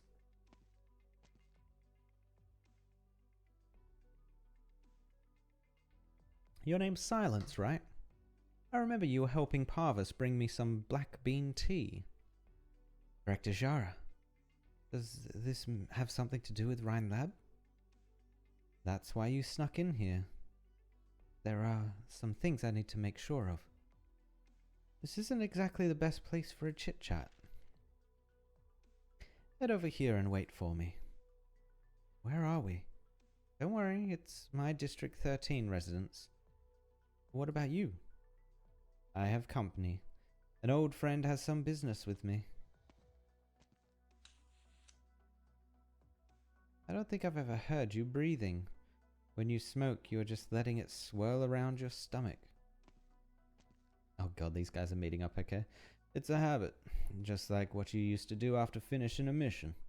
You'd record the event on a note before burning it on the spot. That young researcher back there. You always have a soft spot for the youth. I can't exactly ignore it, can I? An employee of my own company shows up in a military lockdown. It'd be bad for business if she got caught. I see. You're just as attentive to detail as ever, regardless of what field you're in.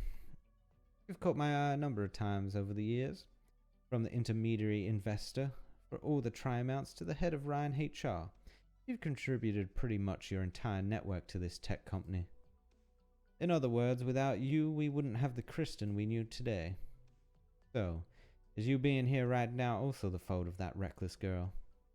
Or do you have ideas of your own? Have you considered the possibility that I'm here because I bought a residence in District 13, and that I spend a few days here when I'm not busy?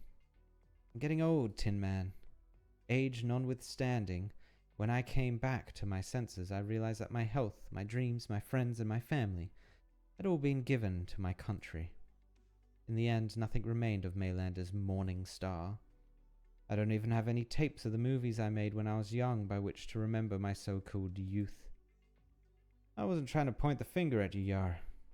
But if you're hoping that I turn a blind eye to this, I'm afraid I can't help you. Maylander's only responsibility is to the country. I just wanted to tell you I have no regrets. So even now, I won't do anything that would truly harm Columbia. Are you still mourning the death of the riots? As much as I'd like to deny it, the scene still haunts my dreams even now. Whoa. Knock, knock, knock. Delivery. Come sign for it. Put it on the workstation. Holohayek scans the space in front of her. A massive hollow underground ring-shaped structure. In other words, a well. An old well? Originium lamps fastened to the walls. Well's walls provide only a basic lighting, making it difficult to determine the overall depth. Inlaid within the grooves running along the walls are cables extending into the darkness. The person with whom she was speaking earlier is now pacing back and forth, leaving her with but a busy silhouette. She seems to be busy testing something. Even in such a deep area, her actions do not seem to cause much of an echo. Presumably, the surface structure incorporates some high-performance sound-absorbing material. The entire area seems to be as still and silent as lingering mist.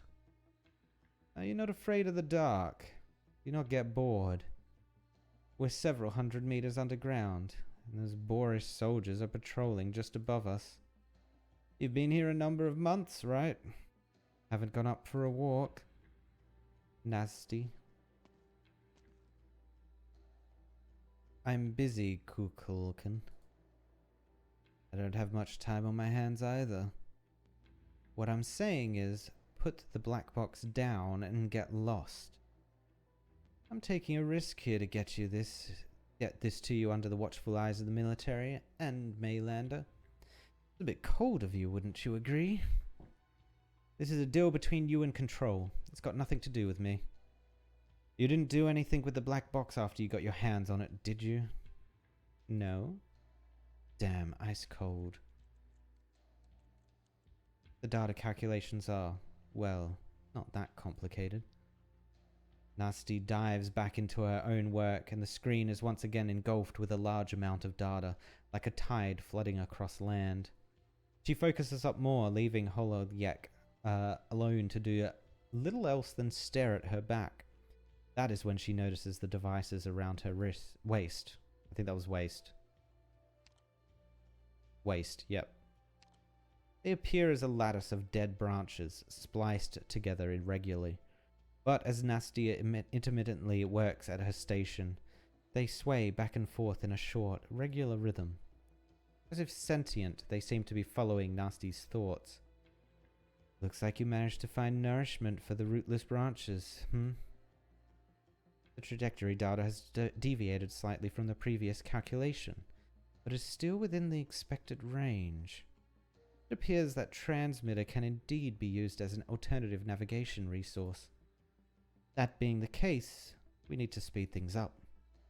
By the way, how did Kristen get you, the head of engineering, to willingly coop yourself up underground to do the hard work for her? Nasty doesn't answer. She enters a few commands, and as the screens in front of her go dark, one by one she turns and heads towards the door. Behind her, the underground space becomes dimmer and dimmer. Ready to touch some grass, Nasty? Did something good happen? Surely you're not going to keep the good news from me. Begone. Holoyek takes a step back upon hearing that one word. Her body instinctively carries out the order as if executing a command. Cute curse you have there, Banshee. Did any of the staff ever tell you you've got a bad temper? The icy cold air caresses Nasty's neck before dissipating like an illusion. The young Banshee shivers slightly. A crack forms across the bone pen in her hand. Oh my, they don't quite make them like they used to, do they? I know you have an entire drawer filled with spares, but I've always been curious. If you broke all of your bone pens, would you still be able to perform your little tricks? Go ahead and try me. I won't give you the same command twice, Kukulkan.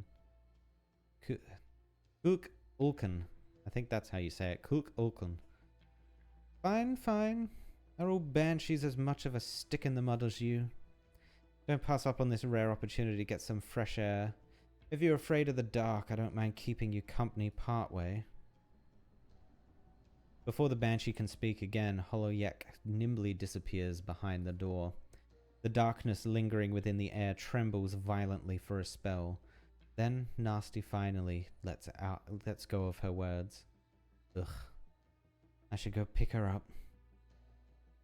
At last the muddled dream is about to settle.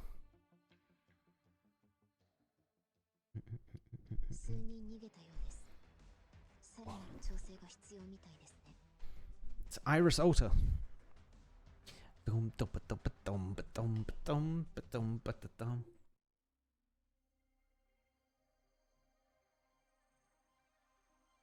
All right. On to CW2. Without a trace. Fickle hints come and go, as does the path ahead. Looks easy enough. Do we want to make any changes? No, it's all good. Let's go. Meow, meow, meow, meow. Oh, we're looking back at the sky. These stars have twinkled above Terra since ancient times. Just how many romantic myths and searching gazes do they hold? Astrologers spend their lives assigning symbols to constellations and celestial bodies to give them meaning, while shamans and druids try to interpret the trails left by every passing meteor. They are untouchable. Indeed, it is precisely because of this that the sky has become the true home of those who indulge in fantasy. And for this great land, looking up holds no meaning.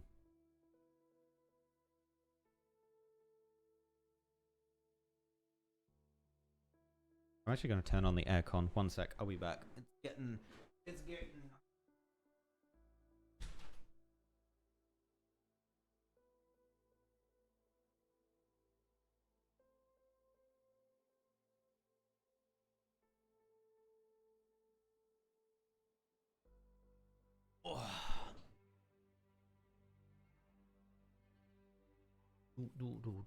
Do. 6,000 meters. The height of Terra's sky. Oh, it's Kristen. Oh, damn. There she at. And also the last record of the Riot's final flight. No one has questioned this limit. Nobody's angry, confused, or curious about it. People live on this pea wrapped so softly on its pod, and couldn't care any less. And thus came the shabby poem from the Ursine poet centuries ago. Starpod. A romantic name for the barrier.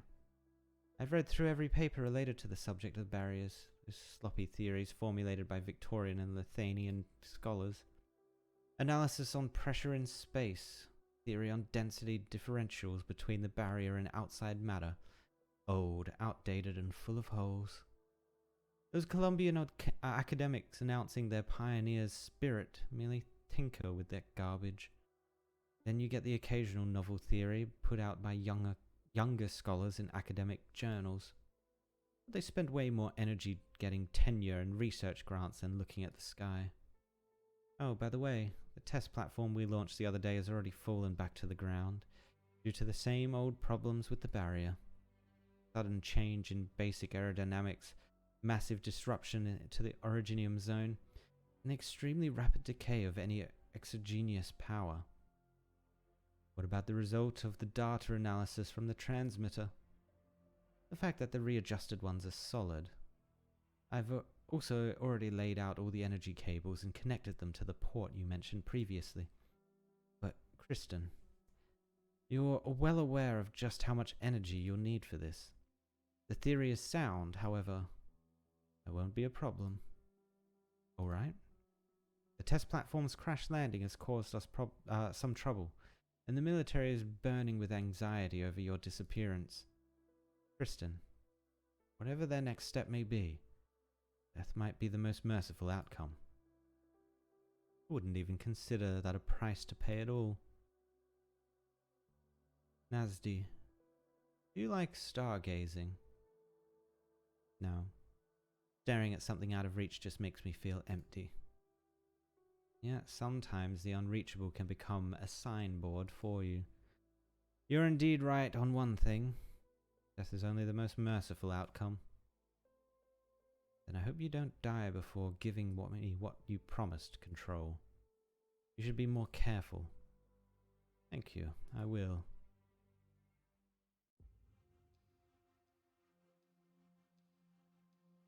Colonel, how am I supposed to take this order? Let me guess, the agent you sent to watch Kristen has gone MIA, and you've suppressed the news.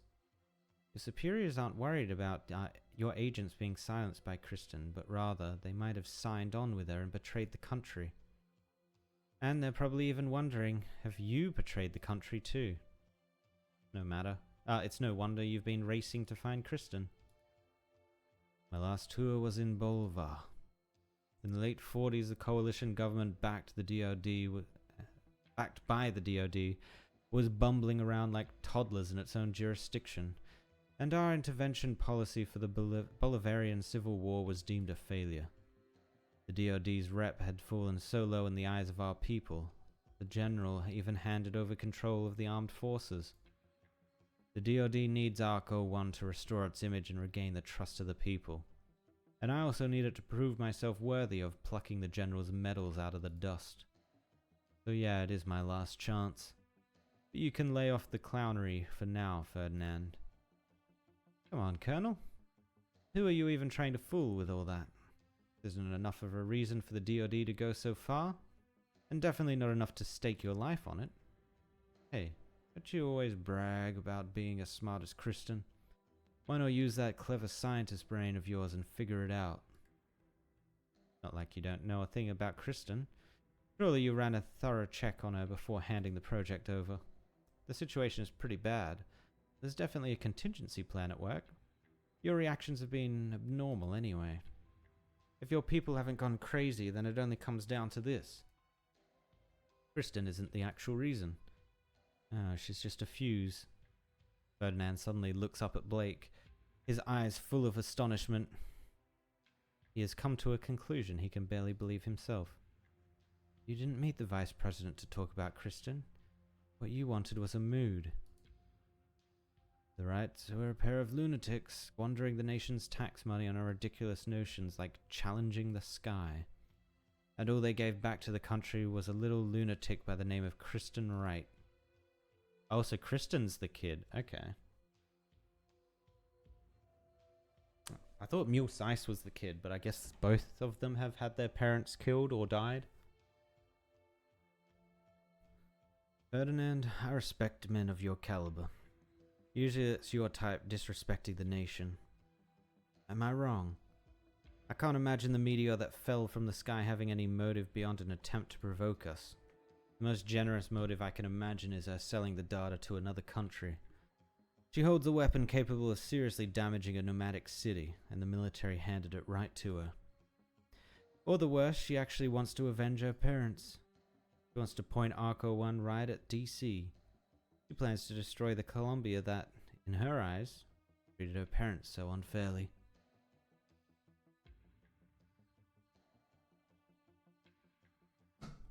We've already seen enough to make people wonder if they were born in the wrong era. Hell, the scarier thing is, doesn't Jackson know all about this? Don't those Maylander agents know too? Guess how much he already knew about Kristen, me, and you before I even walked into his room. But he still chose to put it off.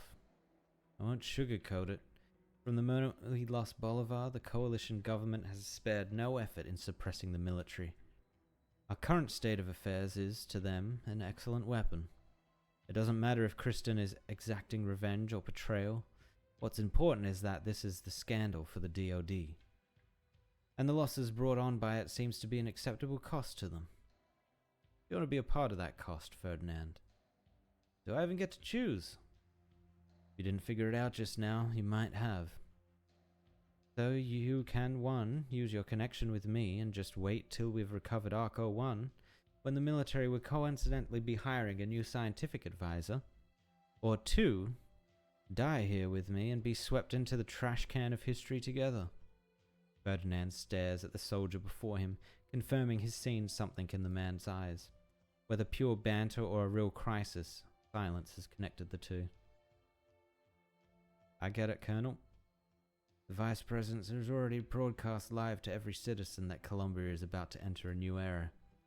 But accidents are inevitable on the way to said era. I believe he'll dedicate everything he has to realize this for Columbia.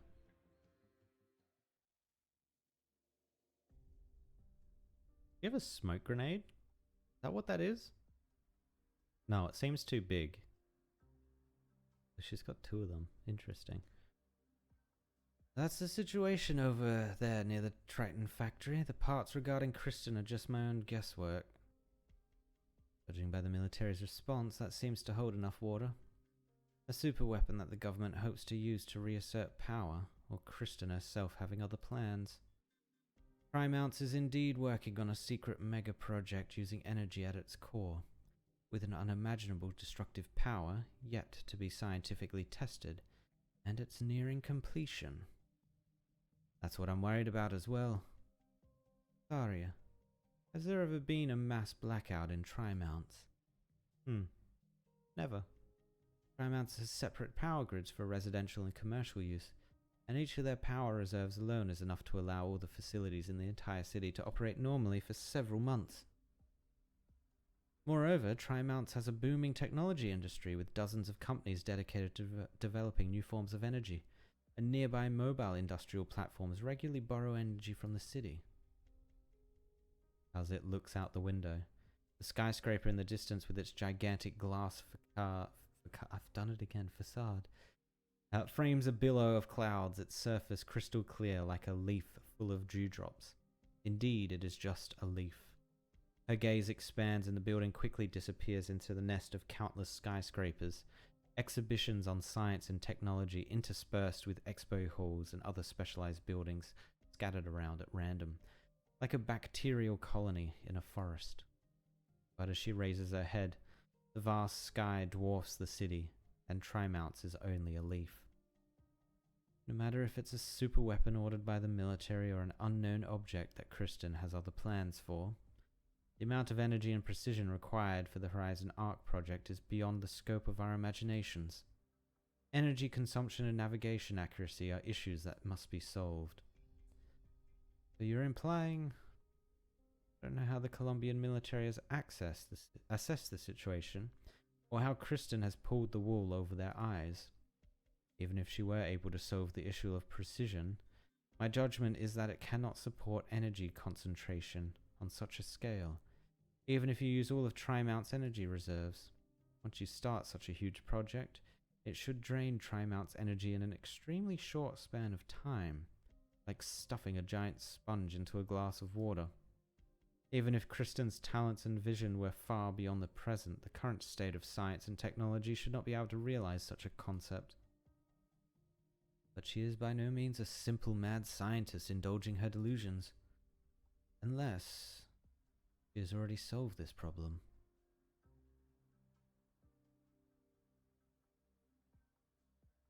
What the heck are they talking about? Stop eavesdropping. They're gonna find you out.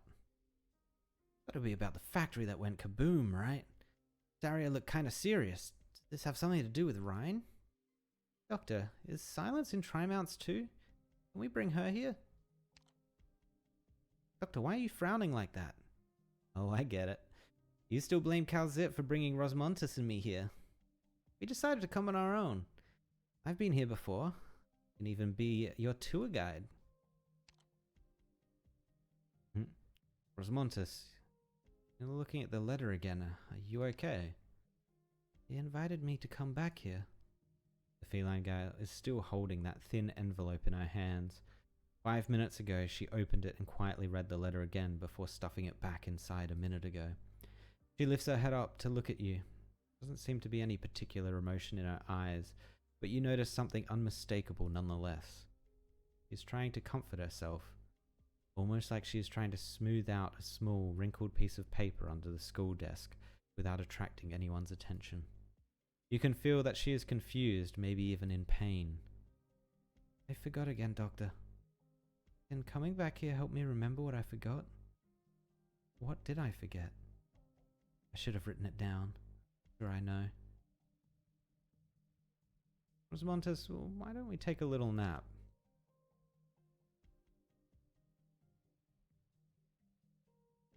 Sometimes you can turn down invitations. I think I should stay. Control your power. Don't force yourself to think, okay? I'm here. Me too.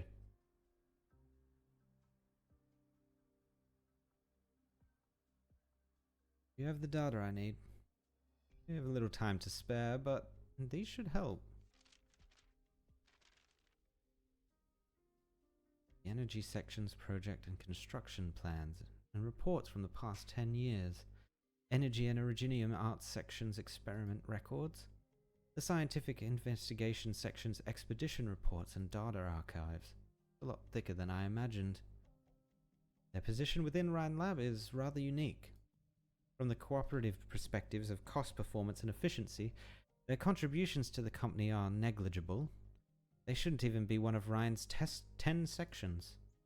And even though it doesn't rival what the core laboratories like energy and structural get, budget that Rhine Lab allocates to polar field research and surveying technologies every year is no small amount. In fact, you could say they're throwing huge amounts of money at them. They collect and analyze seismic data from the Casimirian highlands surrounded by mountains in regular intervals, and have built close to 10 scientific research stations in the endless ice fields of Sami. They frequently travel to Colombia's Great Lakes, as well as the lowland deserts in the south for their investigations, and even seek to thoroughly explore the ruins of the abandoned cities in the bleached wasteland. Only a few know that the dust kicked up by the pioneering young Columbia is much older than the sands of Sargon. These scientists have not been measuring the boundaries of this world in the spirit of exploration. Rather, they are looking for something. These last few pages are all about tri-mounts. Tri-mounts? Why would scientific investigation need to factor in the location of headquarters? Every project I've checked so far has an immediate sign-off from Rhine Control. Tristan. And so, did this farce just happen to take place in Tri-mounts? Or maybe it could only happen here. I'd prefer to see some evidence rather than hear more of your roundabout explanations. I have some rough conjectures. The clues are all a mess, and our present information is inadequate to serve as actual evidence. Let's take a short break. You should go have another chat with Afreet.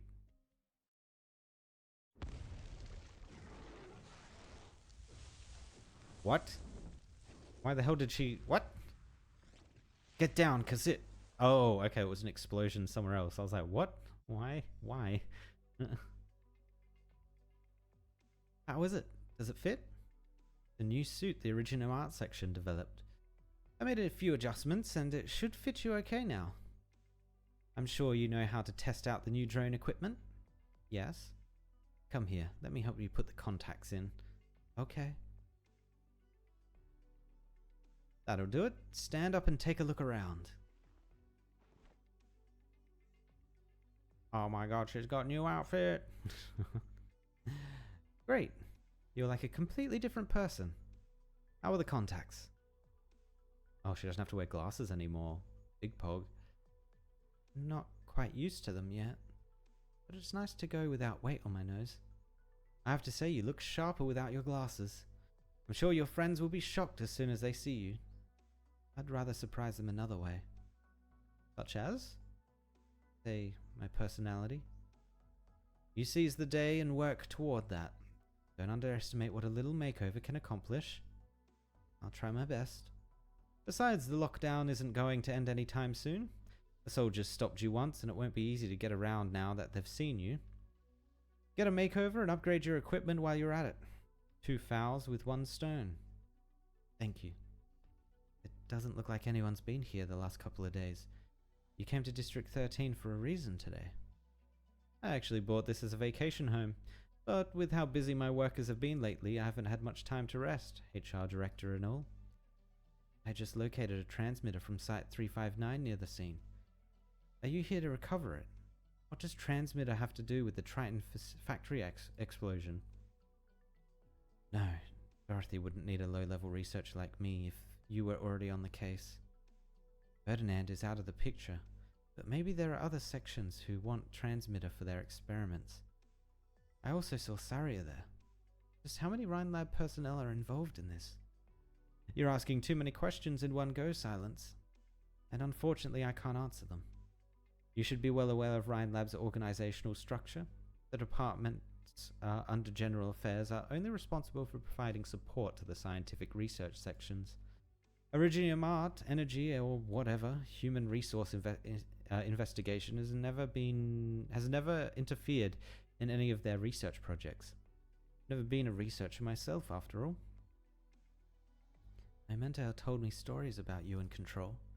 Before joining Rhine Lab, you were the most eccentric and yet the most successful investor in Tri-mounts. You've never attended a single meeting, read a proposal, or listened to a project briefing. But the projects you endorse always miraculously succeed. There's no need for you to be attached to a company. On the contrary, He said you might even become a tech pioneer to steer the course of the nation. But after Control had one meeting with you, you announced you were joining Rhine Lab the very next day. The business world is always brimming with delicately packaged myths and legends. The outside world is full of speculation, but my age, I don't need Kristen to promise me anything.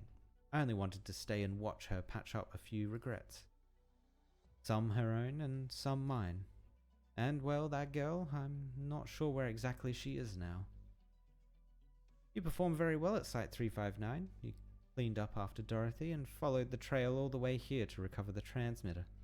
Honestly, that's remarkable. But the Site 359 incident ends here, and whatever follows is already beyond the scope of both your responsibilities and abilities. You're done here. What if I disagree, Director Jara? Oh, let's not be rash now. I have no intention of getting in your way. I don't understand. You won't tell me the truth, so why are you still helping me? You remember the first day at work? You're so reserved, but you still managed to talk non-stop for half an hour. I was only responsible for checking your background and qualifications, you know? While I handled that, Parvis had already scored your employment exam with high numbers. Then why didn't you interrupt me? Because you're such an earnest woman, Silence. I have a lot of respect for serious scientists, same as Rhine Lab. No matter how far Kristen and the something go, no matter what Rhine Lab may become, we'll always need young people like you to take over the reins someday. You are Ryan's future. As HR director, my job is to protect our employees as best I can, so I advise you to leave now. But if you have to see it all happen for your own eyes, to make your preparations and choices, then I won't hold you back either. That's all. Then I'll earnestly inform you that I'm going to continue my investigation.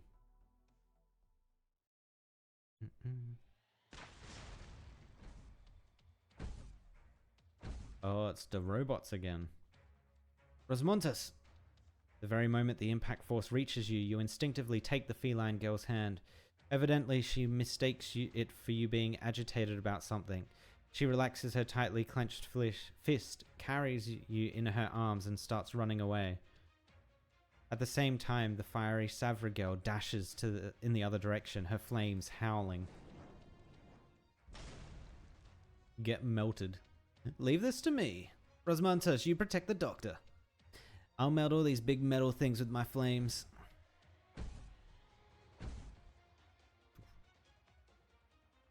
Out of the way, Afreet. Oh, Saria.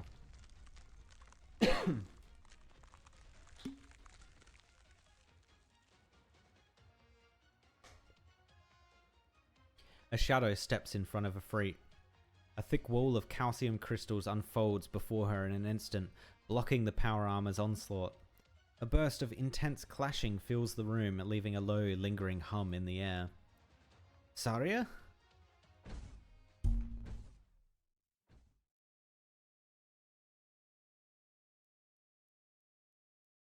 We don't know what's going on. Let it go. Doctor, are you hurt? I'm fine. All the data is destroyed. A distraction and then immediate retreat. The enemy had a clear objective. There aren't many who know about this hideout, and there are even fewer who would stand against us. It was Rhine Lab's mass-produced robot armors that carried out this attack. Is it someone from Rhine Lab, then? Not for certain. The military has already infiltrated Rhine Lab, and decisively eliminating unknown factors in their plans is more their style. Anyway, you seem to be on the right track. There are people who wish for us to not go any deeper into this. Or perhaps we've been going the wrong way, and someone is trying to get us to continue our investigation. What is certain, at the very least, is that we have hit a critical point somewhere. And no matter who they are, the people behind this will pay the price. You're angry, Saria. Don't let anger cloud your judgment. If Kristen has already solved her energy troubles and cut ties with the military, then we must hurry and find the energy core she's relying on. It shouldn't be too far from the shaft under military control. I already have a few conjectures based on my recent findings. I'll try to look for it, but I require more information. I need to head back to Ryan. I'll go with you, Saria. Don't be silly. I can't watch you right now.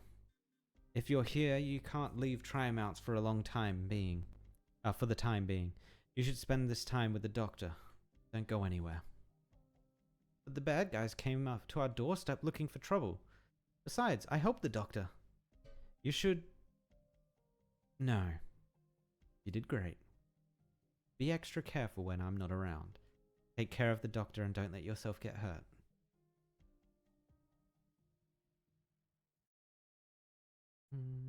Without a trace. CW2. 安心して。アーツのコントロールはちゃんとできるから。Alright. You. 私からの情報には随時ご留意ください。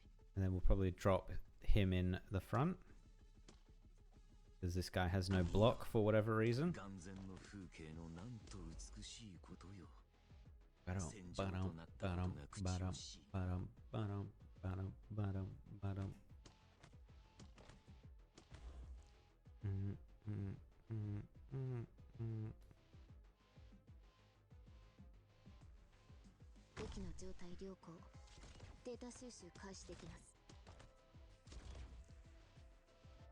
Arc screen guards starting defense and res are high but reduced whenever damage is taken. Oh, interesting. So you kind of want to get damage on this guy kind of early, I guess. Yeah.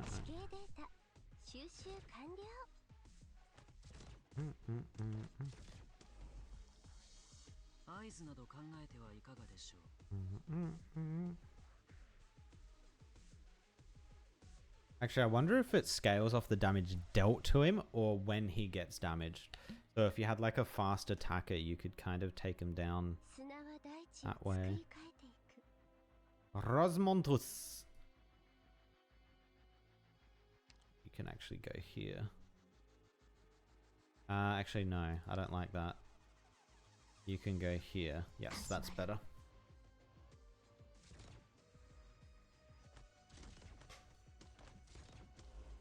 He has such a big asset compared to all the others. He literally takes up like a space and a half. Hit him very hard. Monster.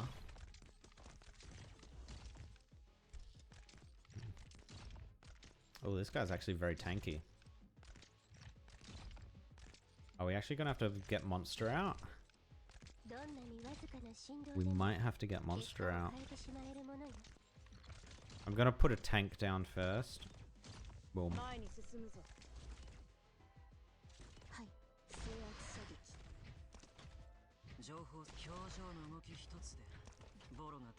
Oh, wait, he just disappeared. What?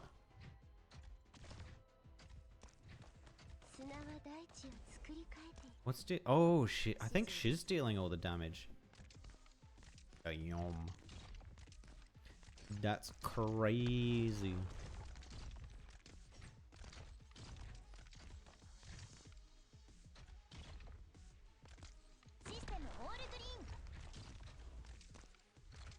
System all green.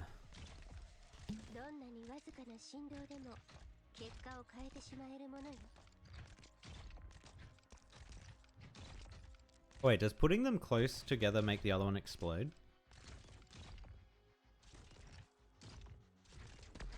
No, okay.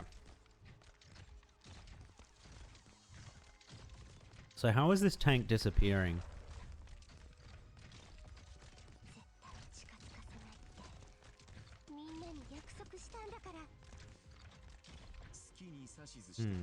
Not actually too sure.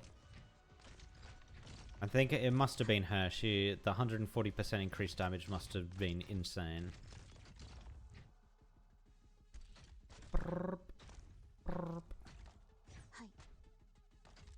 I need to level her up, man, desperately. Level her up so she can actually hit a decent range.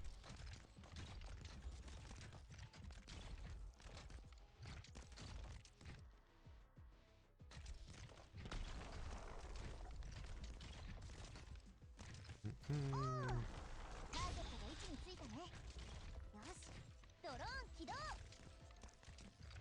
どんなにわずかな振動でも結果を変えてしまえるものよ。 Yeah, this is fairly easy so far.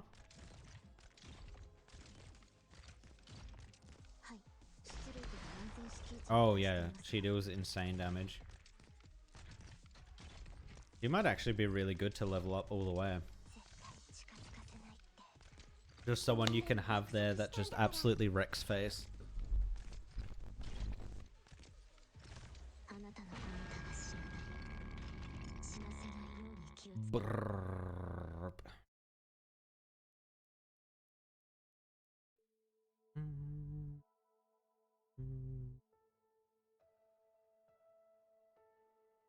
You aren't talking. The room is quiet. I don't really know what to talk. I don't really want to talk. Are you bored? Not really. I'm just not used to it. Freet has been frowning from the moment they got back to their room, or more accurately, from the moment they left Saria. There are several intricate geometric shapes scattered on the table. It's a scale model of cities like Trimounts, given to guests by the hotel for free. Rosmontas and Ifrit sit on opposite corners of the sofa, chatting on and off sporadically. You look at the children, but do not interrupt. You want to try building Trimounts again? It's really tough. It took me so long last time. I've done it twice already. Oh, so fast? I remember. I wrote it down. Damn. There are a few really hard steps, and there are a few city blocks packed with buildings. They all look alike, so it's easy to get them mixed up. But I have it written down. You always write things down. Yep. I could forget them if I don't. What if you'd write down... what did you write down? Mind telling me? Dr. Amir, Dr. Kazit, Blaze, Weedy, and some people and things farther away. A long corridor. I got lost. My brothers aren't much older than me, but I can always count on them. They come to look for me in no time, and they pat my head and tell me I have nothing to be afraid of. They have scars that look alike on the back of their heads too, like the marks I made to group flowers together last night. Brothers. What's that in reference to?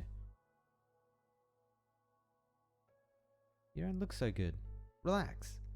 Don't think no more. I'm in a little better shape than you, but not by much. If only we could choose what we remember. I keep on remembering the noisy, buzzing machines, the room, all painted in white, layer after layer. Like they built them like that to mess with me. Just thinking about it pisses me off. I want to remember what Silence and Saria told me. And what they did, too. So you're all sulky because of what just happened? Because Saria... Maybe she's worried you'd get hurt. Dr. Calzit didn't let the doctor go with her to look for the Arco 1 either. Silence won't let me see Saria, and Saria won't let me follow her and help her out. Maybe they aren't worried I'd muck things up. Maybe they think they didn't protect me well enough before. Or maybe they think I'm still a kid who only knows how to throw a fit. They have a point. But I super hate this feeling. I think I get it. You do? Yep. When I left Rhodes Island, Blaze and Weedy kept trying to talk to me out of it. Blaze almost burned the letter. Amir and Dr. Calzit let me go in the end, but I could tell they didn't actually want me to come back to Columbia. They were really worried. Maybe just like Saria. Adults are all like that. But I want to remember the things that I've forgotten. Even if I'll lose even more. I'm right to come back. The one thing I'm sure of. You have a better memory than I do. That must mean you know what you have to do more than I do. That's exactly what I mean. You and I, the two of us, came back to Columbia to try mounts of our own choosing, and we both have things we have to do. Phew, now I feel much better. Rosmontis, once this is all over, let's do some touring with the doctor. We'll go out and have a look around the town. What do you think? The sky over Tri-Mounts is usually pretty gloomy. Really special that it's so clear. I could be your tour guide. Oh wait, you already built Tri-Mounts twice. You know this place better than I do. Okay. Is Calzip back? I'll go get the door. It's you. You're the Tin Man who ate 4 big-ass hot dogs in one go.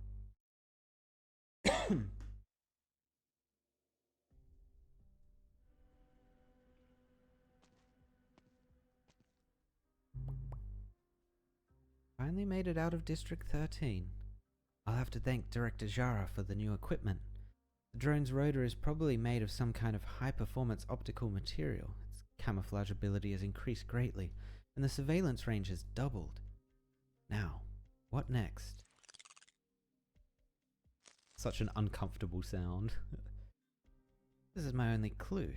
Doesn't matter where it leads me as long as it brings me closer to the truth.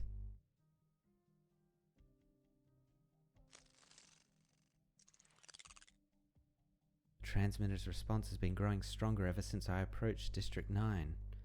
If I remember correctly, the park right here should be closed due to some government planning issues.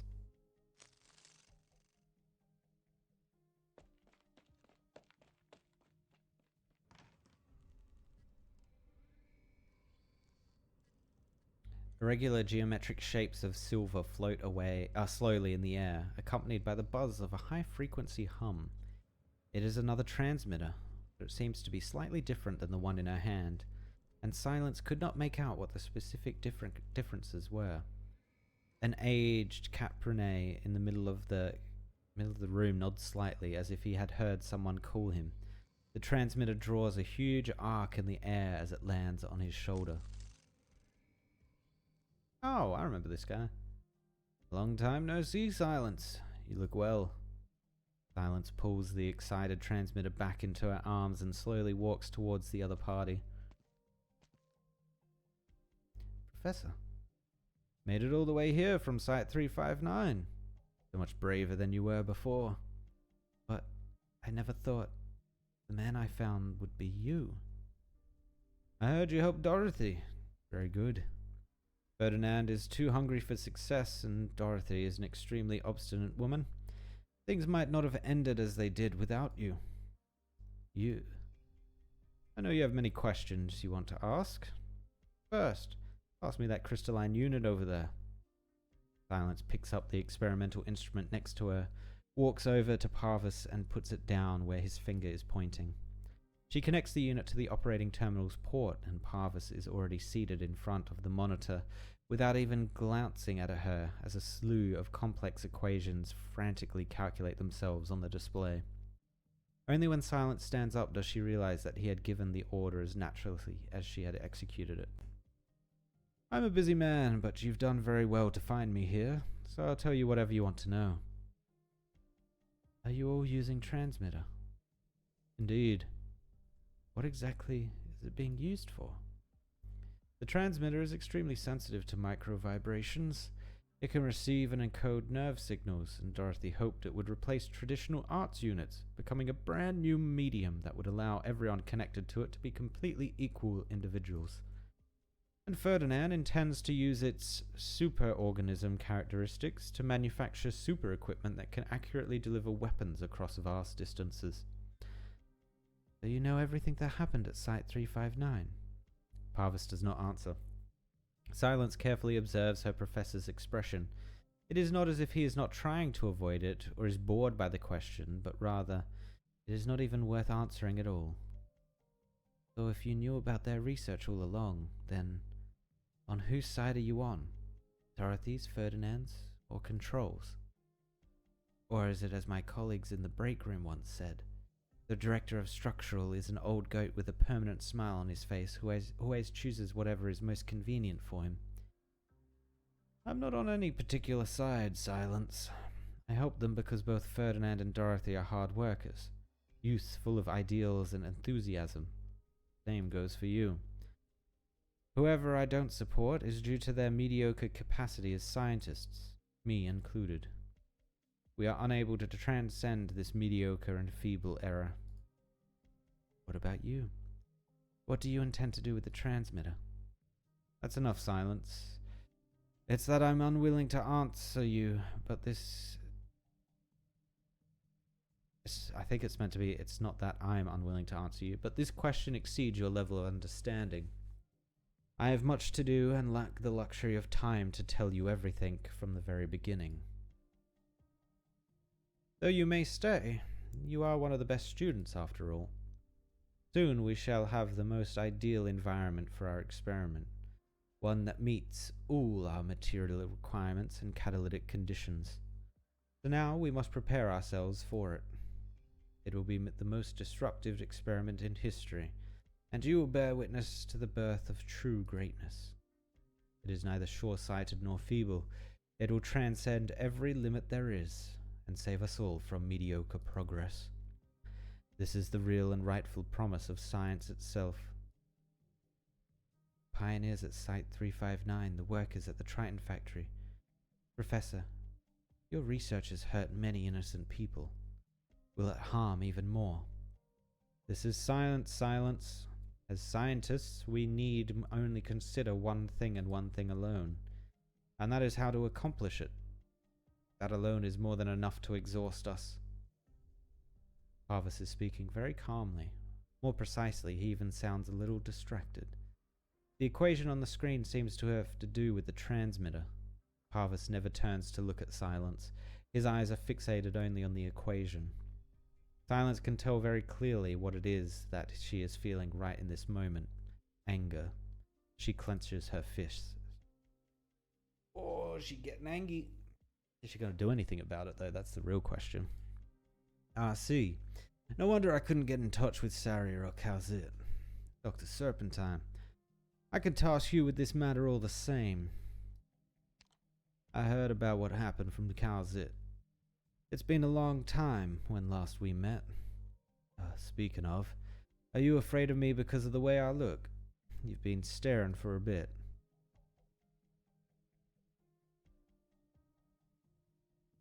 Do you get arthritis? Do you put WD-40 on your joints? You've changed, Doctor. Back on topic, we don't have much time, and given your condition, there is not much catching up to do. The Maylander Foundation wishes for Rhodes Island to help us stop the military from assassinating the Vice President. Okay. Because they don't want the science thing to go ahead? Doctor, you don't seem surprised. We just got this piece of intel ourselves. Tomorrow, Jackson will visit Rhine Lab, and that's when Blake will make his move. No doubt Calzit has already gone over the Horizon Arc project with you, so I won't touch on that. Rhodes Island should be on the same side as the Maylander Foundation in this. It's a promise that Calzit made to me, and it is also the prerequisite for your entry into Trimounts. Assist the Maylander Foundation in stopping the military's absurd act of treason. You can see this as an order, Doctor. Maylander should have enough agents to spare, no? You're still as calm and sharp as ever. That matches the impression I had of you. Right, the Maylander Foundation is already allocating our resources to ensure Vice President Jackson's safety, but that alone will not stop the military's plan. One of the events after the press conference includes a visit to Rhine Lab. This entire trip that day will be broadcast live. If his assassins and our agents come to blows before the public, it doesn't matter if the assassination itself is successful or not. Blake will still have a reason to declare martial law and take over Trimounts. Just like District 13 right now. Neither I nor Maylander likes it when the enemy has all the eggs in one basket, because that's always an omen of the collapse to come. Sure you don't want Calzit's opinion first? This is an official request that Maylander is making to Rhodes Island. You are the doctor of Rhodes Island. If Calzit continues to have her faith in you, I have no reason to doubt your abilities. Time's a wasting, Doctor.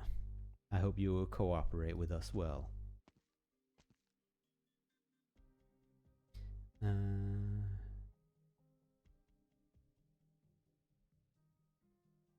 Maybe I should get in touch with Calzit.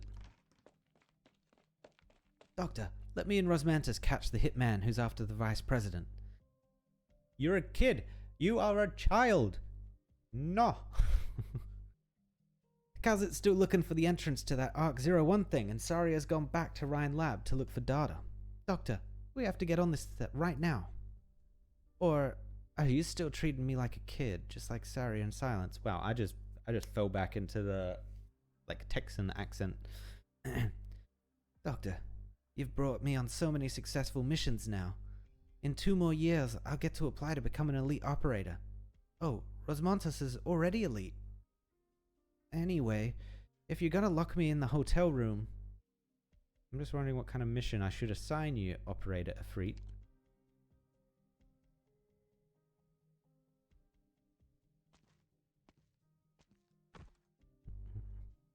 Hey, which way are you going?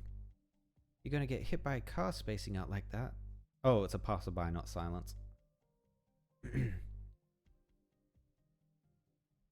Usice. Let me leave with a little advice, Researcher Silence. You may think helping Anthony is the right thing to do, but that couldn't be further from the truth. It's silly to think that Simon Coe was just the victim in their fight for Hydeborough. They were fighting because they were hellbent on bringing down the other side. It's just that old Smith didn't play the game as well as his opponent. In other words, if Smith managed to make his move before Hydeborough, it would have been the Hydes hunkering down in Bunker Hill right now instead of his family. From that point of view, is Anthony really just a victim? But what do you think, Anthony? I can't deny it. But there are no ifs in this world, I know that. I'm telling you all this because I want you to understand something. If you want to do the right thing, you need to first be able to tell what's actually right. You also need to understand that doing the right thing doesn't necessarily mean you don't have a price to pay. Not just energy and Iridium art. I can't tell you where this trail would lead and how many people it will end up dragging into this mess. But you will no doubt come to see a side of Rhone Lab that you have never known. But if the Diabolic Crisis or Site-359, you know that Rhine Lab is nowhere near as wonderful as the recruitment videos make it seem. Even then it may still disgust you. If it comes down to it, you may use my permissions as the director of the Originium art section. If you use my permissions to do anything else, I'll turn a blind eye to that too. Director Franks, I won't. But Silence, remember this. Your mission is to recover the batch of transmitters lost at Site 359, nothing else. If you run into any obstacles too difficult to overcome, you are free to give up any time you want.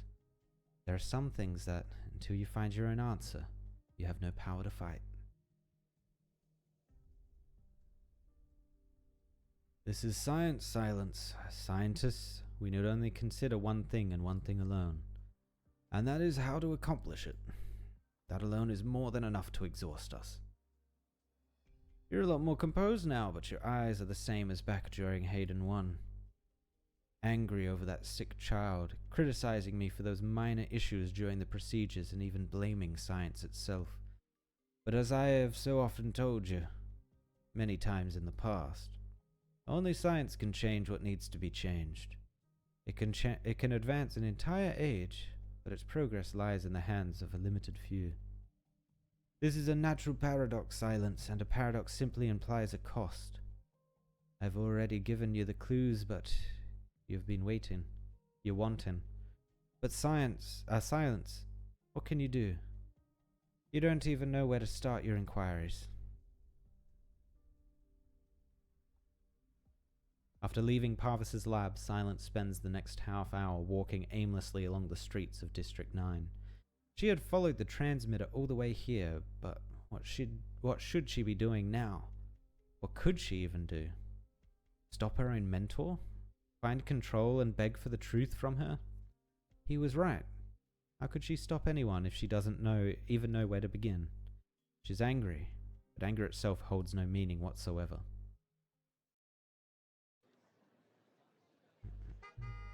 Beep beep. Holy shit. Hey you, LeBerry chick, out of the way. At a perfectly regular intersection in Trimounts District 9, a driver anxiously confirms the current time. He needs to get to his destination within the next 10 minutes to block off a difficult client in time and allow the other party to sign the contract. But in the next second, he feels as if he is suddenly on a roller coaster ride, as if invisible slopes had formed within the air. His car climbs, turns, accelerates, and turns into a cannonball.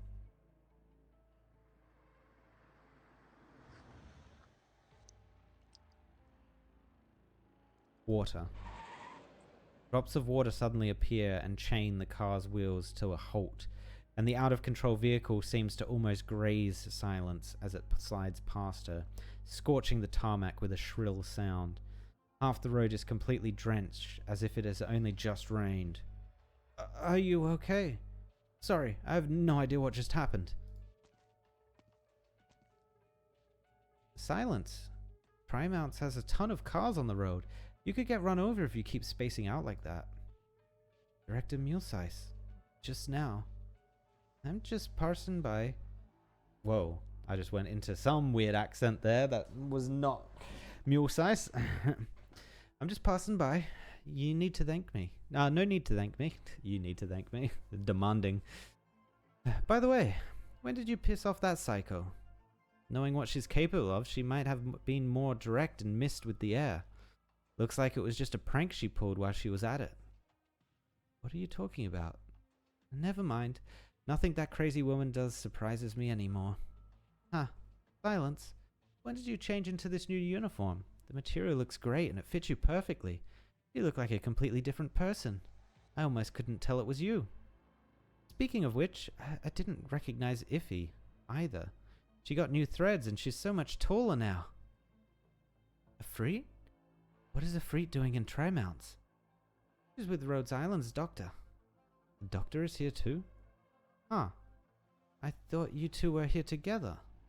Mulesice's surprised expression is very vivid, to the point that Silence immediately realizes what she is here for.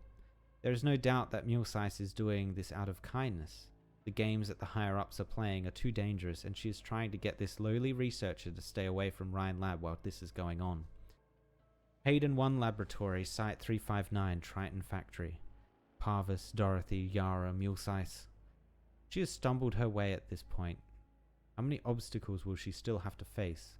All of a sudden, Silence is struck with a sense of helplessness that she has never felt before. Where are Afreet and the doctor?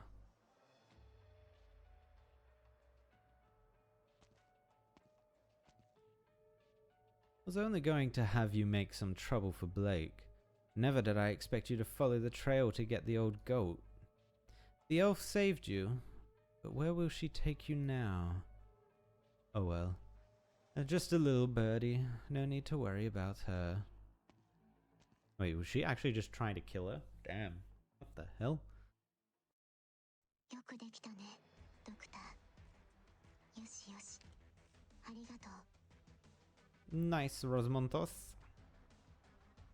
Bum-ba-dum-ba-dum-ba-dum-ba-dum-ba-dum. Oh, tutorial. We're about to learn the new mechanics. While I claim these. Oh, claim them. Claim. Alright, where's the store? Take me to the store. What can I do with the store? 143? I can almost get that. Wow, wow, wow. Alright, let's do the tutorial. Let's find out what this what the unique mechanic of Lonetrail is all about. Cutting edge architecture. Now, this name, I'm not sure if I'm pronouncing it right. Like, it sounds like it's meant to be said nasty, but I'm saying nasty to kind of just make it not sound like nasty. But I don't know. I don't know how this is pronounced. Nasty, head of engineering, always has novel ideas for buildings. Gravity switches, rocks and gravity switches. Can be activated by heavy enemies and operators. Also, it can be activated by enemies with block 1 or higher to change the direction of gravity. Operator attack speed and enemy movement speed are increased when in the direction of gravity and reduced when opposed by it. Up, down.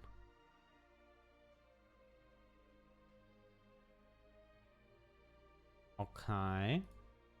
Guess we'll check this out, see how this works.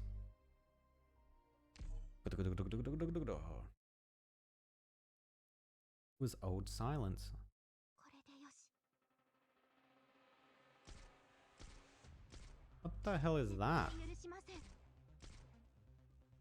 We're in the lab monitoring enemy communications. Hey, what happened to the ground? It was level just a moment ago, but now there's an unnatural slope. Whatever. The enemy's right in front of us. Advance! 私は一歩も引きません。 Oh, so it makes it go up, and this makes it go down? I confused. The enemies are having a hard time moving. The lab's defense systems can tilt the entire floor. It's like standing on a giant seesaw. The floor is tilted down right now, causing us to be pulled down by gravity. To move up, the enemy must fight against gravity, slowing their movement speed. Heavier enemies are affected more. Oh. Meanwhile, our operators deployed in the direction of gravity, i.e. downwards, gain increased attack speed. Oh, okay, I get it. Make use of the high ground to stop their foes. That's why I'm here. I assume if we go down, the attack speed of this guy goes up. Nice.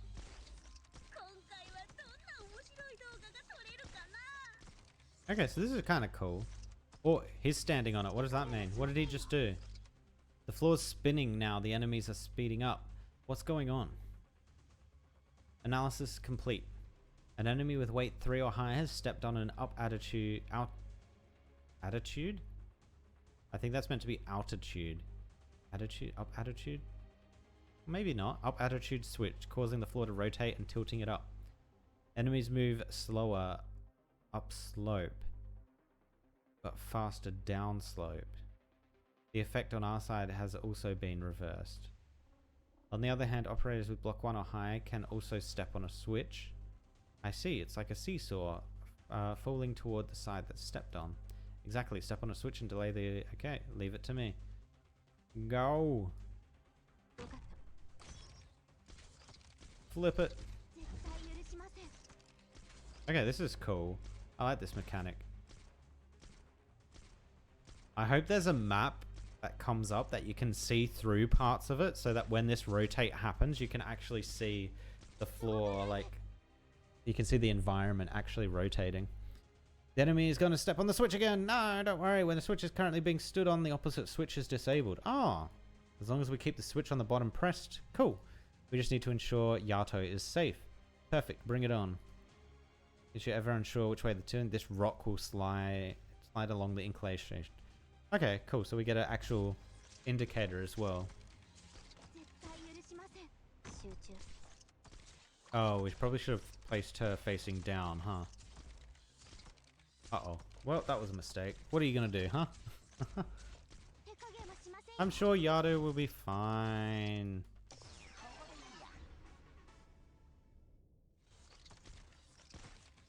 She wasn't fine.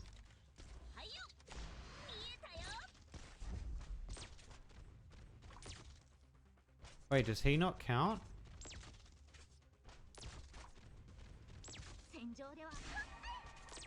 Eh? He doesn't count as a unit on the thing?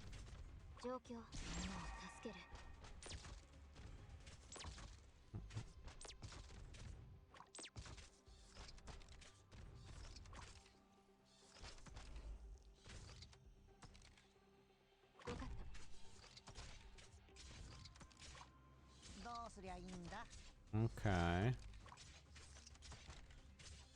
Okay, this might take a while to get used to and understand what actually can sit on these things. Because Yato is... Oh, maybe it needs to be 2 block. Maybe I can't do 1 block? Oh wait, this guy's got 0 block. Of course. Oh. Brain. Brain, where is Brain? Does Brain even exist? We can just use this as a real-time battle record. Oh yeah. Nice, nice, nice. New area. Wait, what? New area? Oh. This? Welcome to the case investigation system. Authorized investigation permits 2. Okay. What do I... Technological transformation complete. What is this? Oh, it's like a loot box thing. Okay, cool. I got 2 of them. Cool. Start investigation. The shaft is part of the Ark-01 project. It focuses energy and projects it to hammer, manipulating enough energy to operate multiple nomadic cities at the same time. So I can do this, right? I'm curious what this actually is. Are you sure you want to investigate shaft? You can spend 1 authorized investigation permits to try and get information on the area. Yes? Don't know what this is. What? What?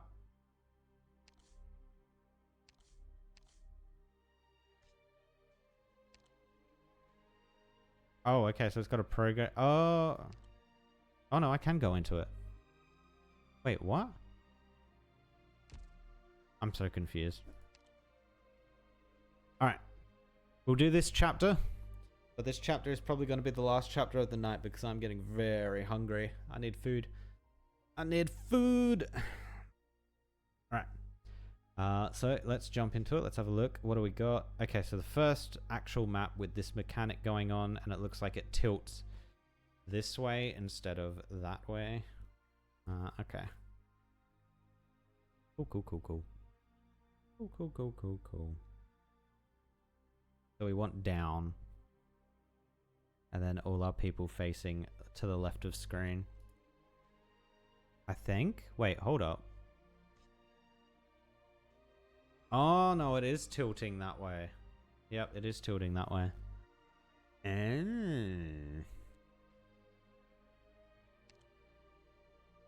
Same team, let's go.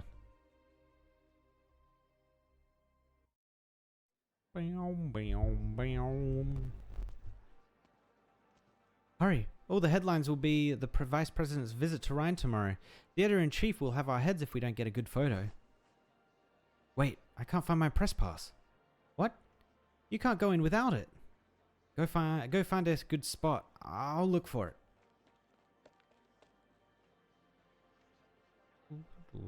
Someone's obviously stolen the press pass. Guarantee it. So many people. I couldn't even get to the cafe downstairs for breakfast. No, don't talk about food. I'm hungry. A public visit by the Vice President, broadcasted live. Every newspaper is here. It's a wonder they didn't completely block the roads.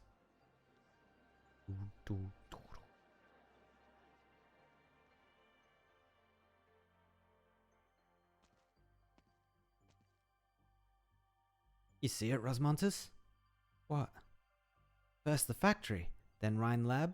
Tri-Mounts likes to block off a place when something happens. Rhine Lab is different from the factory, isn't it? They blocked off some of the key roads leading in. Probably out of security concerns for the Vice President's convoy. Which causes other streets to fill up. They think people wouldn't see if they blocked it off? That's dumb. Doctor, what are you looking at? Will it rain today? Sunny all day long. The hotel TV had the weather report on when we were leaving. Guess you didn't see it. Anyway, it's not the rainy season yet. Another sunny day. The urban planning of Tri-Mounts is intricate. The gaps between the staggered skyscrapers allowing sunlight to pass through, for the sun to paint each street with warm light evenly in these early days of winter. You look up to see the dark cloud in the distance, floating nonchalantly in the sky. The wind is blowing toward the cloud and it looks to be moving away from the city. But it never disappears. You also see the busy streets, the parked cars, and a flash of light up high in the distance, and well-disguised passerby. You keep a poker face while urging the two girls on. Did you find something, Doctor?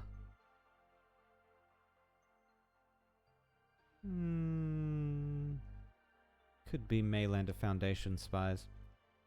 Don't worry, Doctor. We'll protect you. Don't forget today's mission. I know. You said it a dozen times before we left. I promised to listen to you, and I keep my promises. I think we're there.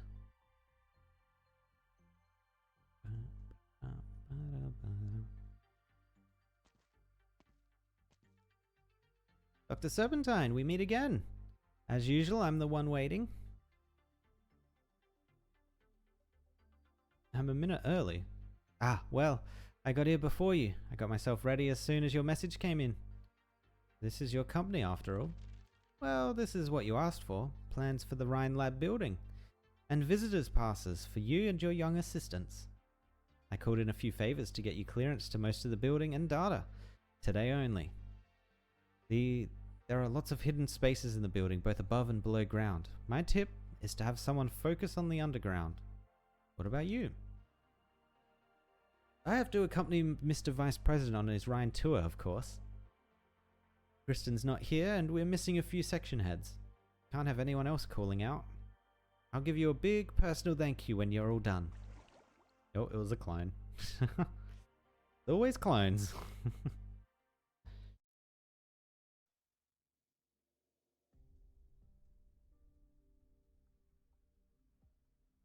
I read your resignation later, Bieber. Why so sudden? I'm sorry, Director Jara. I discovered something yesterday. Go on. Energy's wing has 38 ceiling lamps and 21 vents. The carpet beneath our feet looks the same at first glance, but a closer look reveals that there are actually 3 versions, subtly different in pattern and fringes. I didn't know you were planning to go into interior design, Bieber. You would have done the same if all the projects you're involved in are up in the air. And the only work you have to do each day is to reread the report that you wrote the day before. I understand. Hard work keeping your guys calm while pretending that everything is business as usual. I could live with the hard work, Director.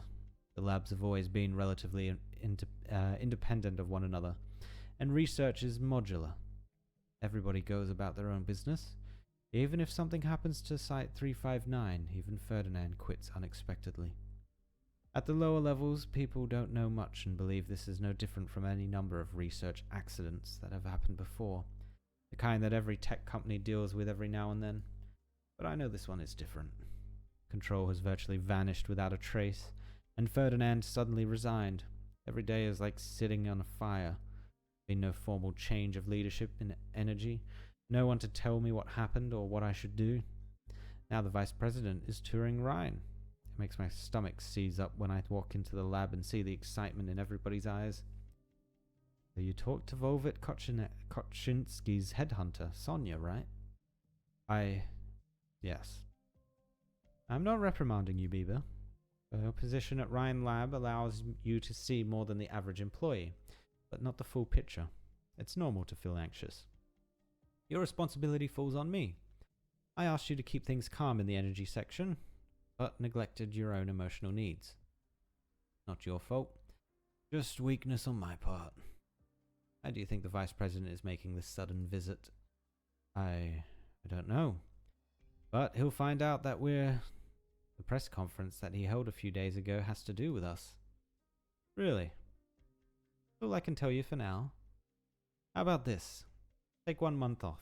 Paid leave. Maybe it'll be enough for you to clear your head and return to your post. If you still insist on resigning after that, I won't stop you. Rhine Lab grew up from a single lab to 10 sections, running more than 100 large-scale projects simultaneously. It has seen bigger storms. It has survived them all. Just give it a little thought.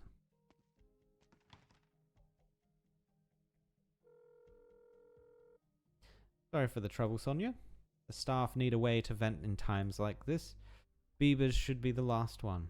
If he's okay, the energy section is okay for now. Yeah, catch you for lunch or dinner one of these days. Give Tintman my thanks. Come in. How many does that make this week? Not your problem. Just don't send them to business if you're reassigning them. I don't need flighty idiots like that. They're cornerstones of this company, Justin, just as you are. And I may be old, but I'm not senile enough to assign a PhD in energy mechanics to be one of your salesmen. The Vice President is almost here. I doubt you have the time to fool around in my office. Just giving you a heads up. I'm seeing a few new investors today, and I have a number of important remote meetings to attend. Since the Vice President is here to inspect research, I'll excuse myself. None of the phones in business stopped ringing the day the Vice President announced his visit to Rhine. I had to get someone to add 2 dedicated hotlines. The clear signal, the world of Trimantian finance. No, just Trimounts, not just finance. Every Colombian who even has a passing interest in investing has their eyes on us. That Bieber has a lot of stock options, doesn't he? I say you just accept his resignation, then hire him back at a lower salary when the company's stock soars and he begs for it.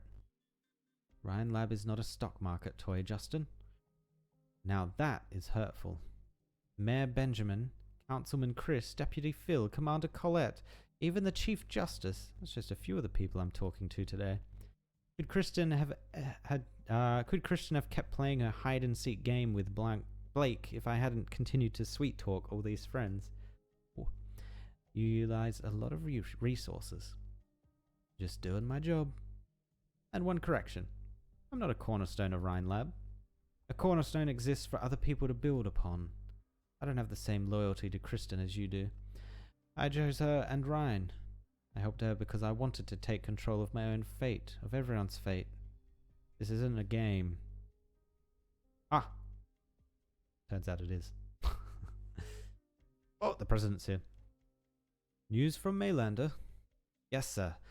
Haha, Hashiguma. Yes, sir. They have personnel deployed around the area to ensure your safety. Good. How much farther? 2 more blocks until Rhine Lab headquarters. Cancelling today's tour is always an option, sir, if you're concerned. If the Maylander Foundation can't be trusted, then cancelling the tour won't be enough to protect me. I can't very well skip class to see the mining platforms chase the sun because I'm scared of exams, like I did when I was young. Not when I'm the Vice President of the Columbia Union. You should get some rest while you can, sir. I doubt there will be many more chances today. Remember how I described Trimounts at yesterday's banquet? The future of Columbia. You said you loved this youthful city, just as you love this youthful nation. As a matter of fact, I don't like this place at all. There are no burden beasts, no clouds of dust kicked up by their hooves, no jewels for some dumb reason, no pioneering spirit. Only white-collar workers and their coffee, high-rise buildings that split the sky, and air so clean it makes my stomach squirm. I believe the Tri-Mountain circulation system employs... Don't, Pavard. I'll be hearing far too many explanations like that over the next few hours. You don't like dealing with scientists? I won't go that far. They're simple. They can go on and on about their products, blueprints, or ideals, sometimes outlandish, sometimes crazy, mostly incomprehensible. All I need to do is smile, nod, and shake their hands when they're done, giving them a few words of encouragement. Much simpler than dealing with the old folks of the special district. You represent the state. People like to see Columbia support science. Good for your image and your odds in the next election. The vice presidential election, Columbia's biggest political event, but I'm thinking that perhaps I shouldn't spend too much time and effort on it. You've achieved a lot in the past several years. The polls indicate you enjoy a high level of support. The representatives who support you also have been in contact with that influential Vopo, director of Rhine Lab. Control. It's not easy to gain the support of big tech. You have a head start. No, I meant in comparison with Mark Max, the president ever guiding Columbia to her promised future. All that national attention surrounding the vice presidential elections just adds to the embarrassment.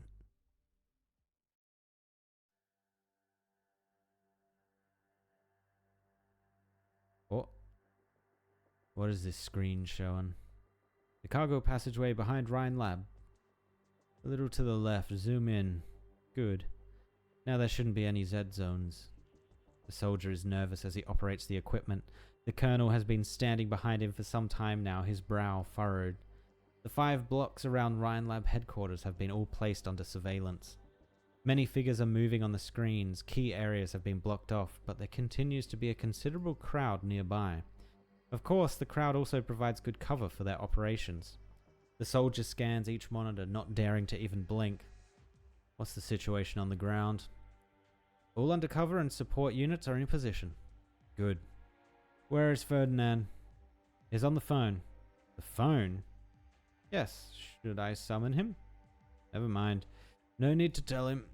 What about the colleagues in the defense section that he talked about? We've taken over. Good. A shadow flashes across the display on the bottom left before appearing on the other screens. It is the Columbia displayed on top of the car. Several black vehicles maintain equal separation with it, both in front and behind with machine-like discipline. Begin. The Vice President's convoy is in sight. Begin. Have a nice tour, Jackson.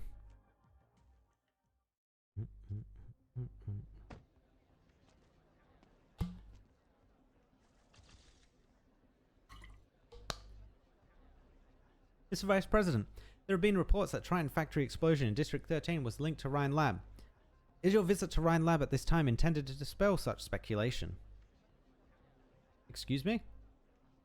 Director 13 is still under lockdown. Did you authorize the Army's actions, and how long will the lockdown remain in effect? Will you be meeting with Control Right? Excuse me, Mr. President. Vice President, about your schedule in Tri-Mounts. Just smile and wave. Patience, please.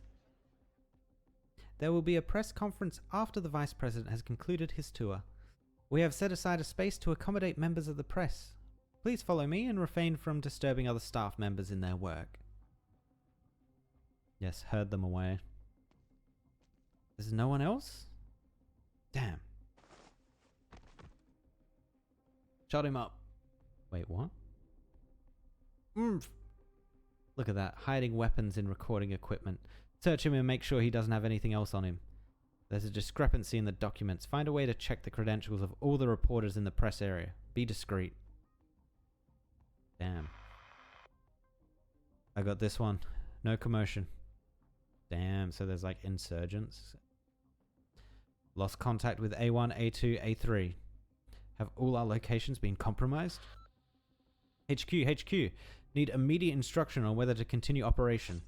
Oh. Okay. That's the 9th one.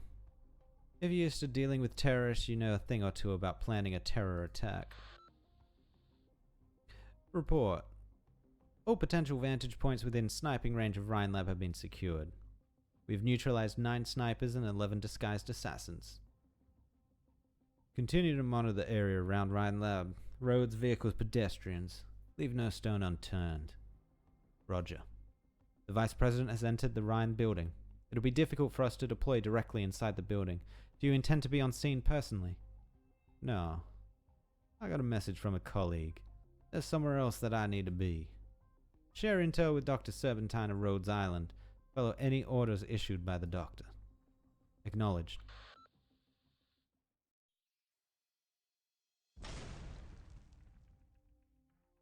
Oh, this one makes 7. Are you okay, Rosmontus? Just mass-produced power armor, Doctor. Don't worry, it won't take too much effort. The serial numbers match the ones that the defense section lost, but 5 are still unaccounted for. Should we keep looking? We need to eliminate them before they leave the secret passage, right? They'll cause chaos if they get out, even if they can't get to the Vice President. Good work, Rosmontus. How did you think of using the access permissions granted by Mulesize to check the defense section's equipment log? Going down a list of possible options, I don't think the assassins would throw acid at the Vice President disguised as researchers. I didn't expect to strike gold on the first try. I see. Something feels off. These mechs seem cautious in their movements. It doesn't seem so much as so much an assassination attempt as a distraction. Movement, Doctor. Power armor? No. Who could be in the secret passage at this hour? Hold it, Rosmontis. Daria. Doctor. Operator Rosmontis. What are you doing here?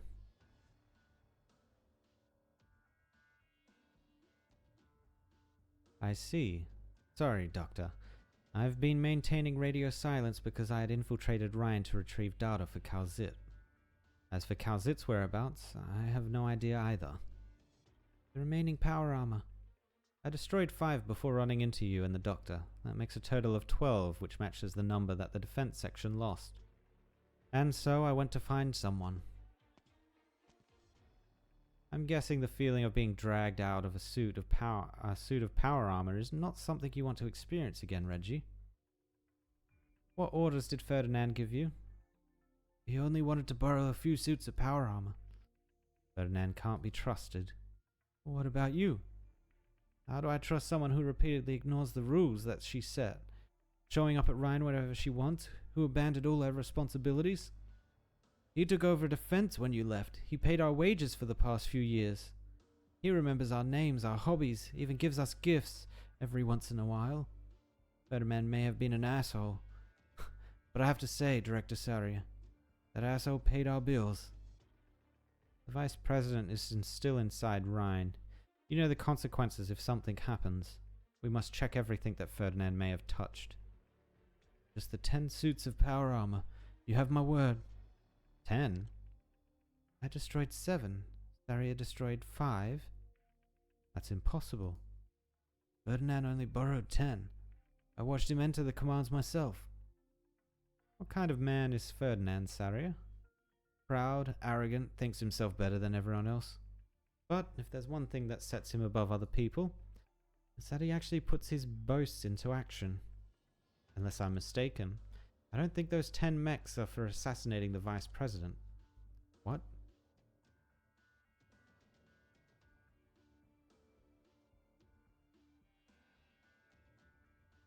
Oh. Looks like he and the army are on guard against each other. Oh.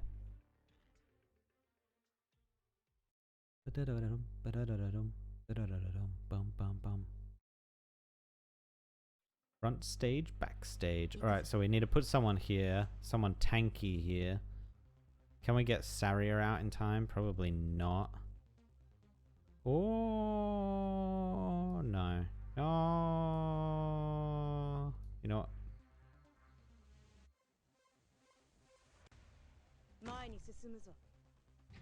We'll put her there instead. Oh, so that's the one that goes up. Maybe Franca? Franca might work.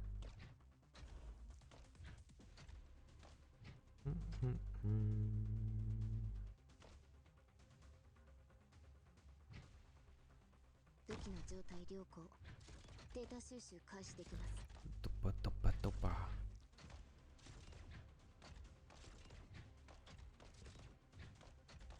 Wait, is the eyeball where we want it? Don't we want it down here?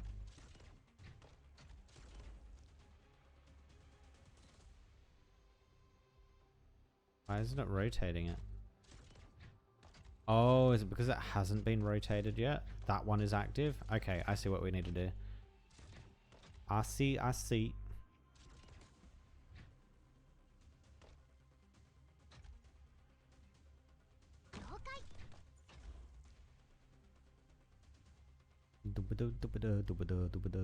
Although weird that they weren't setting this one off.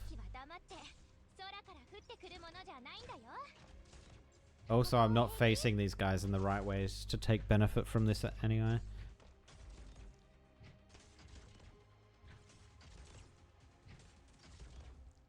If I do this, hopefully it activates when he walks off. Yeah, there we go.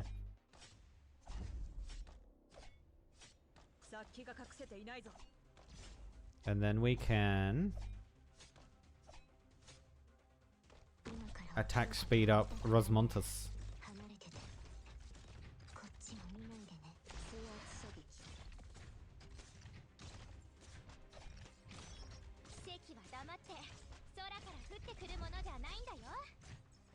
she not block either? Interesting.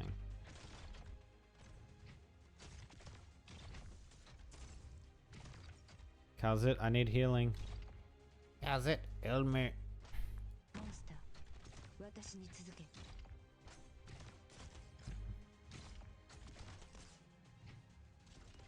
懺悔すべき相手が違うぞ。トラックを起動した方がいいかしら。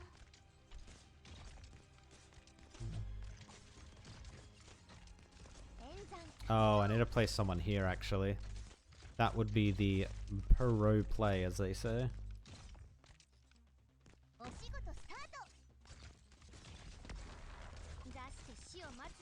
Whoa, he's flying?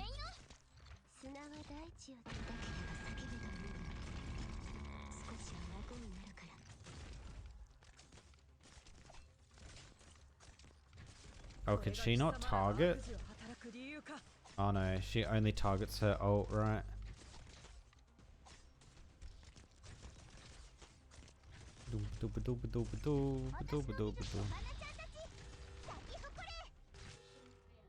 Oh, I didn't even see people were making it through. Oops. I do want to change some things here though.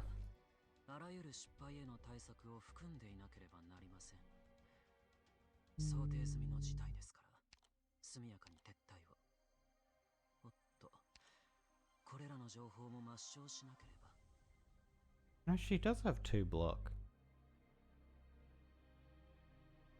Wait, are the enemies doing it? Are the enemies making her not block? When attacking, temporarily reduces your operator's block by 1. If operator is on a gravity switch, reduces their block to 0. Oh. So we do need to have another tank. Let's switch out. You know what, I'm gonna switch out Franca for another tank. Actually, does she blocks 3? Gavial. Perfect.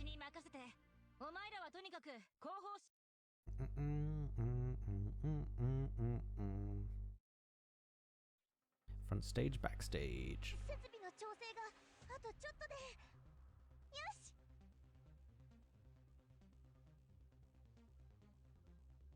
I'll put this guy here. Oh, actually, he probably could have gone there and then put a tank here. Yeah, that might have been a misplay. Oops.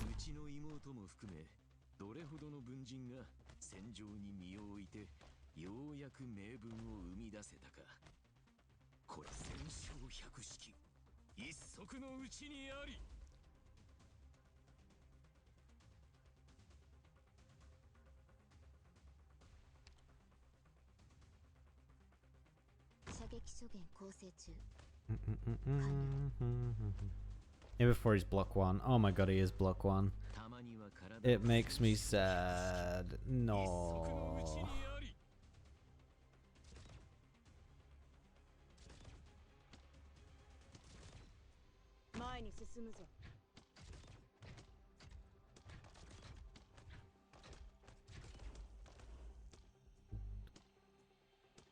You're dealing like no damage whatsoever. Oh, it just ticked. Oh my god, yes. Give me all of that.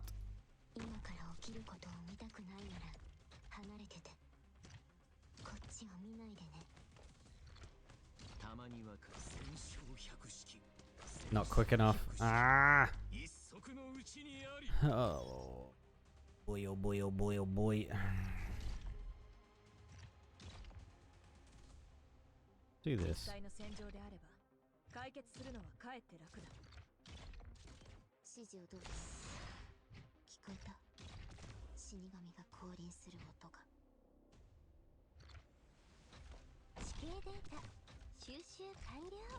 Oh, that's actually good positioning.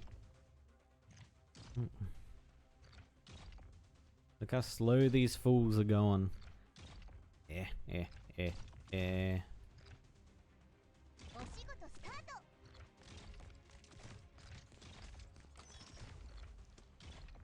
Oh, he stepped on it. We're gonna wait for this third one to get up there, and then I'm gonna ult with Rosmontus.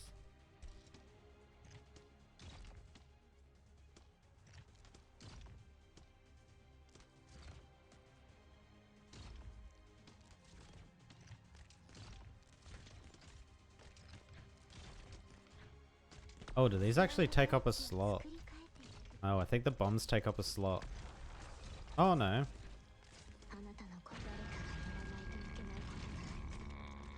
表情の向き一つボロが出るのですよ。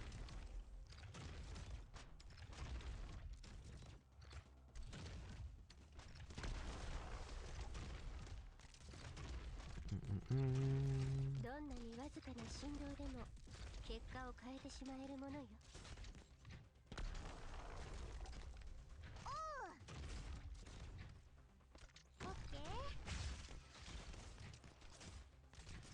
Alright, they should be able to handle this. I hope they're going to be able to handle this. They're not being able to handle this. Oh! Okay, I see what they're doing. I see what they're doing. We're going to have to bring out some Dream Team members.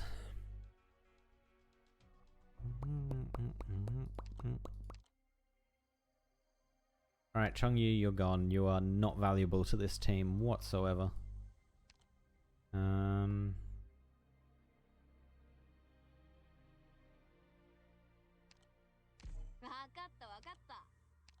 Sure.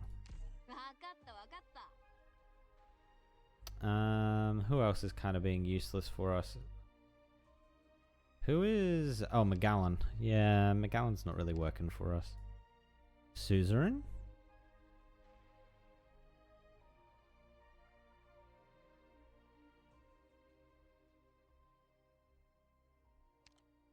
Do Suzerain.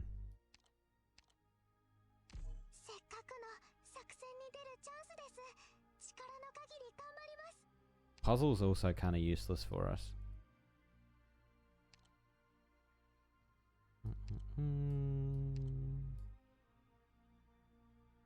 Horn might actually be very good. Hold up.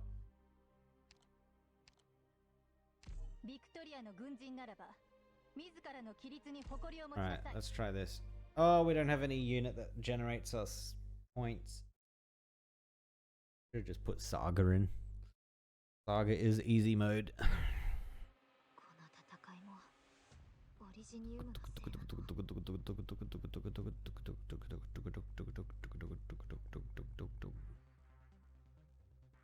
Boom.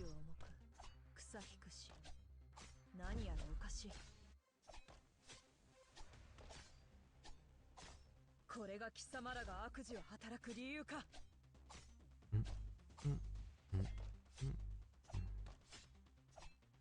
射撃諸言構成中。完了。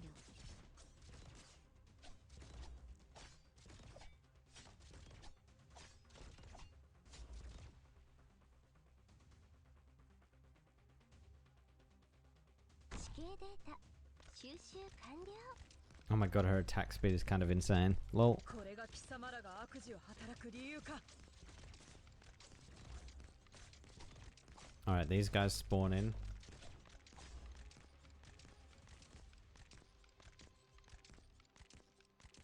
Put Saria at the back. And then we just need to fill this area with damage.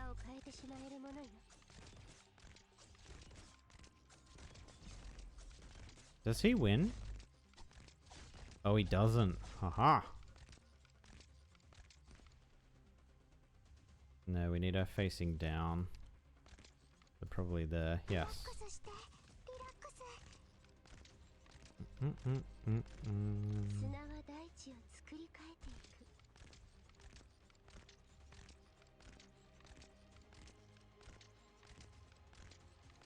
Alright. Dorothy just frickin' cleared that out.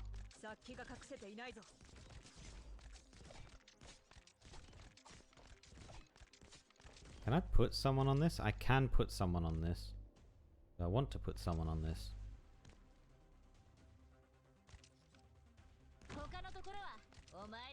Good. While she's on it, it doesn't activate. Perfect, perfect, perfect, perfect. 約束したんだから。指示をどう聞こえた。死神が降臨する音が。 It's gonna flip, and then it's not gonna be able to flip back, unfortunately. ドクター、こっち向き上がれ。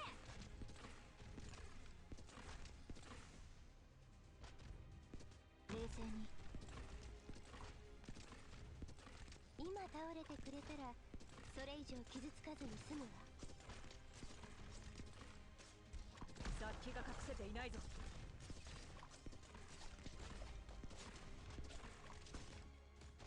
変わりありませんか。大丈夫ですか。 Oh, Suzerain's already got her ability. Nice. This guy's gonna get wrecked. 手加減は And then we can put Horn here to lay down 果たします。 insane damage. 懺悔すべき相手が違うぞ。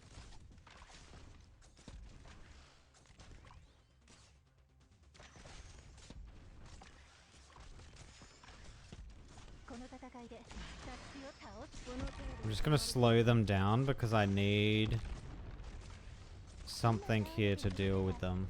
それ以上傷つかずに済むわ。今から起きることを見たくないなら離れて。 Rosmontis might be able to clear this out for us.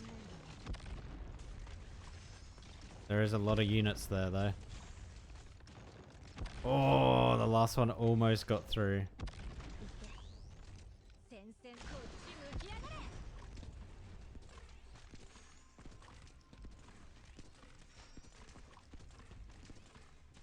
Just these two units now, I think. Boop, and you're gone. Nice. Yeah, we had to bring a little bit of our dream team into the team, but you know, we're like halfway through the story, I think. Getting almost halfway through. I feel like I'm a kid in a classroom having a science lesson for the first time. It's no hyperbole at all to say that science is the future of Columbia. I regret not being able to stay longer and hear about your other projects. You are always welcome at Rhine Lab, Mr. Jackson. Thank you, Director Jara. I hope my visit didn't cause too much inconvenience. Kind of you to say so. It was a pleasure to be your tour guide today. Having the famous Marianne Bloch as my tour guide alone makes this trip to Tri-Mounts worthwhile. Between the two of us, I'm a pretty big fan of yours. I have an autographed poster of your debut film on my office wall. Really? A present from my wife when I was elected.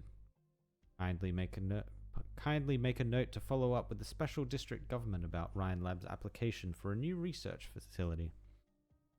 Will do, sir. I guess that will be it for today, Miss Jara. I wish you a pleasant stay at Tri-Mounts. Thank you. May the sun shine on the next day as it has today. Come on, mash that photo button. Mr. Vice President, what did you think about your trip to Rhine today? Ask your questions in order, please. We have 10 minutes. There's no rush.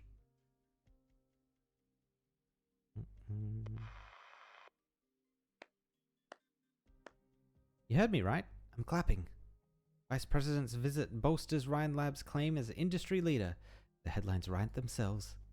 The tour concluded without incident. The Vice President will leave Rhine Lab in 10 minutes. Doctor. What the hell is this place? Wait, where's a freak down here? I got the map you sent, Doctor. So there's a secret passage that leads right to the underground structure, but it's not in the plans that Mulesize gave you. Leave it to me. I've been sitting here twiddling my thumbs while you and Rosmontis have fun with the power armor up there. I didn't even see a shadow. Saria is coming for me? Then I have to go to the underground structure too. The Vice President is leaving in a few minutes, right? We can't take any risks. Free, moving out, Doctor.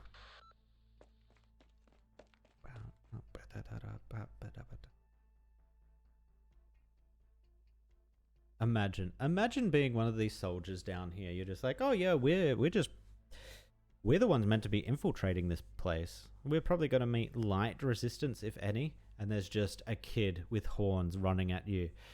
And then it sinks in that, oh, this is a freak. She is literally just going to cook you while you stand.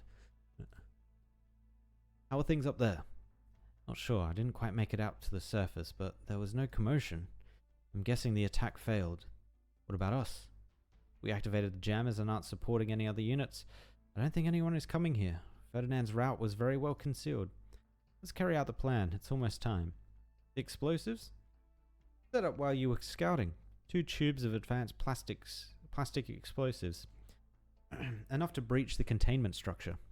You know, I thought Ferdinand wanted to come back to Rhine Lab, but this is the liquefied Originium pipeline used by the energy section.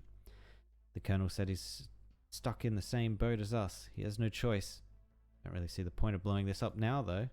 The Vice President should have left Rhine Lab by now. What good will blowing up the Originium pipes in the underground structure do? The Colonel has his plans. All we need to do is follow orders. Who goes there? A kid? Yeah, exactly.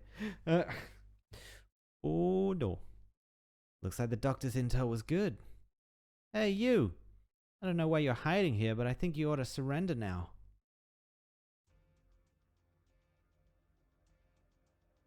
We lost contact with all units. Yes, sir. Sudden comms failure. The Vice President and his retinue, the press. No sign that anything is amiss. Looks like our guys were neutralized before they could move. Reports indicate that our operations within Rhine are also being disrupted by the sudden appearance of some power armor. We're also losing signal from the cameras on the streets. We're losing control of the scene, sir. So, our best laid plans are like a sieve to the intelligence network of the Maylander Foundation. It's not surprising that they're able to respond given how hastily this assassination plan was hatched. Should we pull out, sir? They're bound to trace the trail back here, sooner or later. No hurry. Mr. Vice President said he would like to have a nice chat with top researchers. I intend to oblige him. Situation at C1, C2? Still in position. Signal stable. Activate the remote control on the top right of the panel, Riker. Yes, sir. The remote control Blake referred to is a mundane mechanical button fitted with an old-fashioned safety lock. The soldier enters the password and the cover pops open, revealing the red button. What is this, sir? Remote control for the explosives that will blow up the containment around the liquefied Originium pipes. Look at the screen. According to the routes that Ferdinand provided, the energy section has several liquefied Originium pipelines running through the west wing of Rhine Lab. Rhine Lab Engineering does a thorough job. In addition to standard safety measures, there are also underground containment structures that prevent chain reactions in the event of a leak. The original plan was to cause a leak with an explosion, creating a chance for operatives on the ground to approach Jackson. By chance, however, Jackson's convoy will cross over one of these pipelines on the way back. Cross over. Oh, so they're gonna like dump his car down into the thing. Your Rhine Lab staff? The defense section has a lot of bad-tempered people, but I'm surprised they would hire a kid so young. I told you to surrender. I didn't say you could talk. I'll try to short stop of turning you to ashes. The doctor and Saria may want to question you after all. Wait, is that a flamethrower? Stop. There are liquefied Originium pipes all around us. That's what's going on. The flaming red Savragel makes her decision in a split second.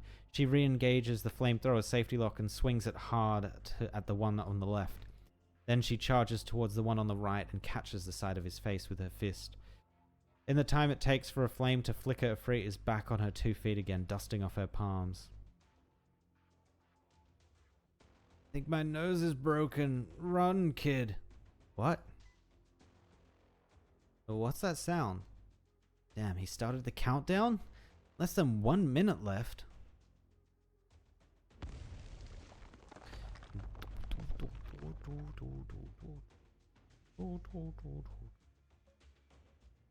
Can C1 and C2 make it back? Their contributions will be remembered, as well as all others who gave their lives this day. But Colonel, it's an entire convoy. 5 cars, a dozen people in the retinue, possibly even Rhine staff members and reporters and other passerbys. You have your orders, Riker.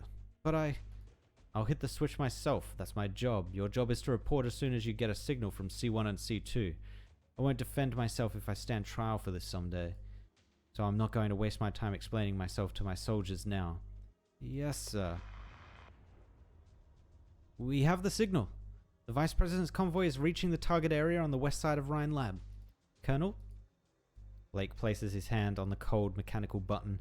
A chill runs up his finger and he pauses for a couple of seconds. The soldier glances at his superior officer whose brow is furrowed behind his sunglasses. The soldier realizes that his commander is even more anxious than he is.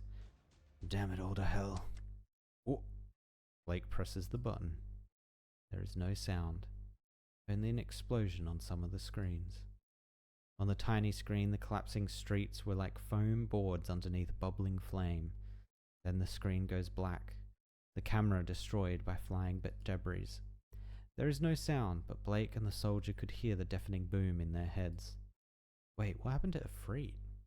Oh, she had a minute. Okay, so Ifrit might have been able to get out of there. Oh, Ifrit. The surface should be close, but I could see the path with all those stone slabs in the way. Hey, are you two okay? Oh no. A chain explosion? Ifrit hears a familiar voice through the echoes of the explosion and the falling rubble. Zarya, I'm here. I hear you. Hang in there. I have a lock. Ifrit can hear Zarya's voice shaking. Something touches her fingertips in the darkness. Calcium crystals. Zarya's Originium arts.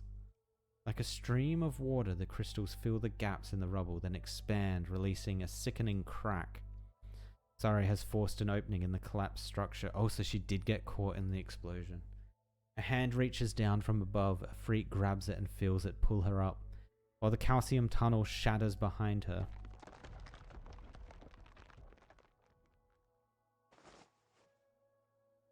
Don't move. I'm fine, just a little dusty. Your face. Are you crying? I wasn't crying. Just a little anxious, that's all. Alright. Your hands are dusty too, Zarya. You're making my face even dirtier. Oh, sorry. And these two? They were the ones who planted the bomb that blew up and blew up the liquefied Originium pipelines, so I brought them out. But I couldn't stop the explosion. You did well. You really did.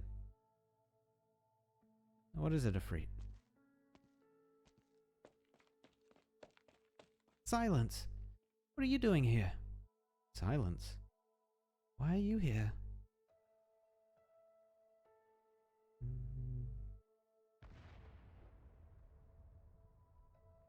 Mr. Vice President, Mr. Pavard, safe to go now. The convoy. Just a couple of mechs blown up, no need to worry. The scar has been modified by the engineering section. It may not look much, but you can trust it. I hope you brought your driver's license, Mr. Pavard. We'll take a special passage on the east side. We've planned a new route for you. The rest of your retinue will return in small groups once the dust has settled. Was the explosion expected? No, we wouldn't have allowed an explosion of this size to occur if we knew about it in advance. But Rhine Lab and the Maylander Foundation's work isn't done until you're back safely at your residence. The enemy has more than one plan, and we have more than one contingency. Very good. I just don't want to see another Triton in the headlines tomorrow. There's no need to worry, we already have a plan in place for the press. Once again, I wish you a pleasant stay in Trimounts. Thank you.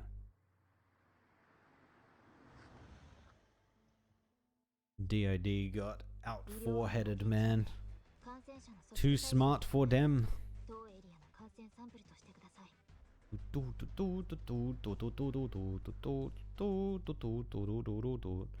Oh, we got a story coming up. All right. But I think that is where we're probably going to leave it. I will. Oh, data update as well. It's a new day. Sure. Give me the mining stuff. Crew door. What does that mean? I got 400. Grab that. What is this? Oh, it's furniture. Right. Is there any more? Okay, no. Orchid Twines of Time. 3 days until available. Wait, does anyone even use Orchid anymore? Has she appeared in any of the stories? I feel like she hasn't. Oh, the free rolls reset too. Hold up, I want to go in here first.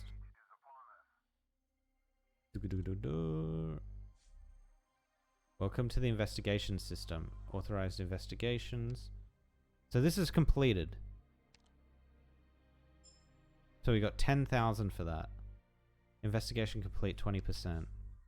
New graphic data, greeting gift, a new investigation report, mission briefing, a technological transformation. I don't know what this does. What is this? Oh, it's lore.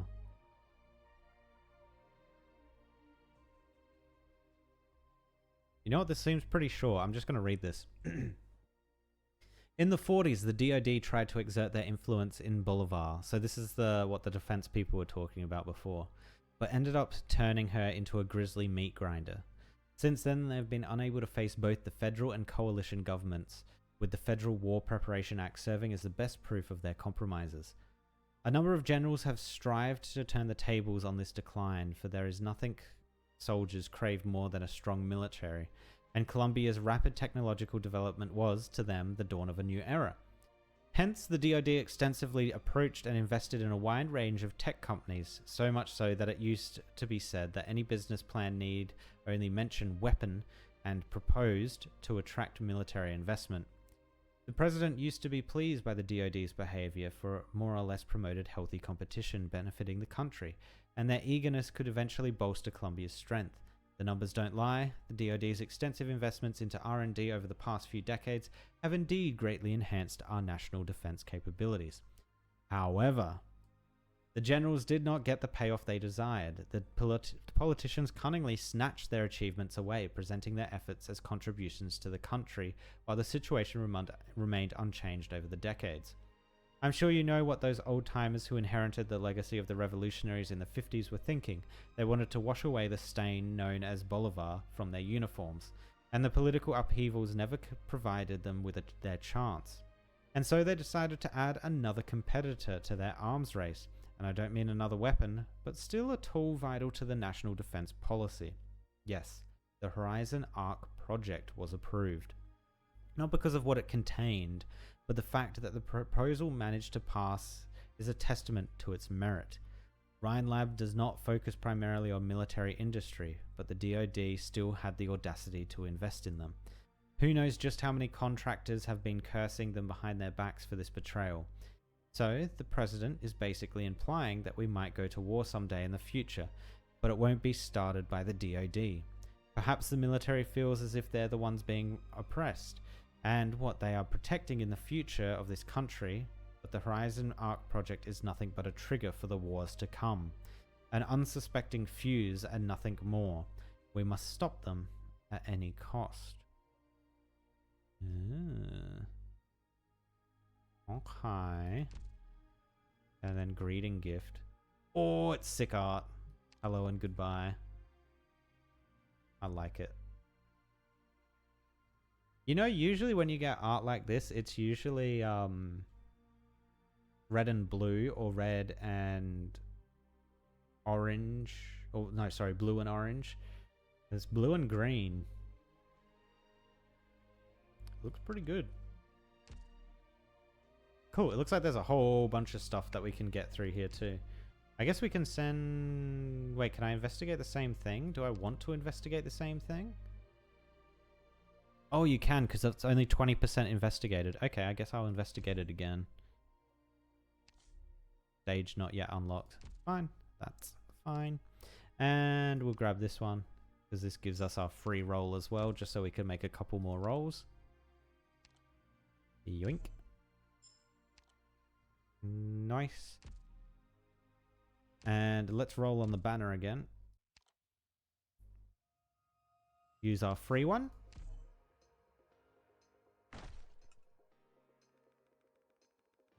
Nope. Aren. Alright, and use our other free one. I believe. I reckon that's gold. I reckon that's 6-star gold. No, 5-star gold? God damn it. Who is this? Oh, unless it's the same character.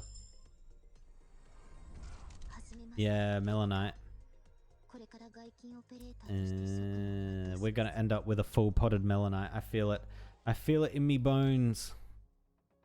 Cool. All right. I think that's good. Oh, actually, before I go, the thing I did want to check out was the outfit store and see what they have. So I think I'm 100% gonna get this one because this looks sick as hell.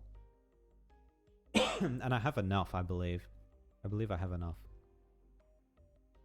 Entrance animation. アンチオリジニウム通信ラインはアクティベートされた。受信、返信、バベル。こちらケルシー、計画にのっとり、元リターニア地区の探査を遂行している。現状では凝結点は確認できていない。ドクター、君の方の状況はどうだ? Damn. Okay, they put a lot of effort into that one. Oh, I also love I love Spectre, man. I love her so much. But I don't have her. Which makes it, it makes it sad that there's a skin here. I want it, but I can't use it. Chen, we don't own Chen either, so that's a big sag on that skin, because this is a good skin as well. Actually, is the skin scuffed?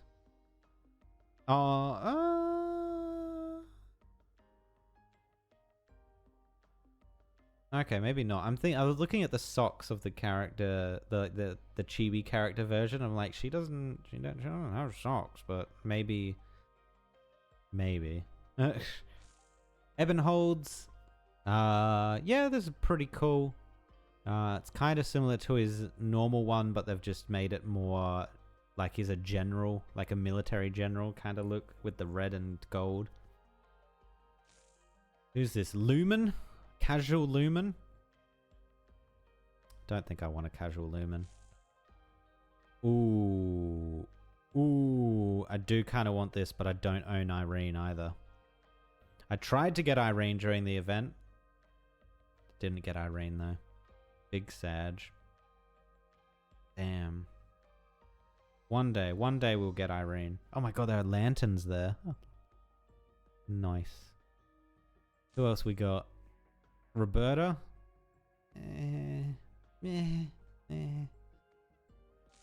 W. No, you know what?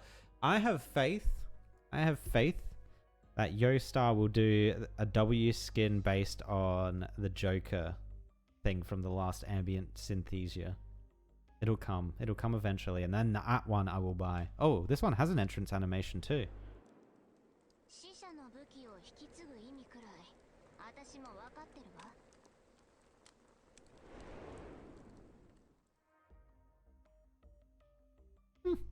Cool.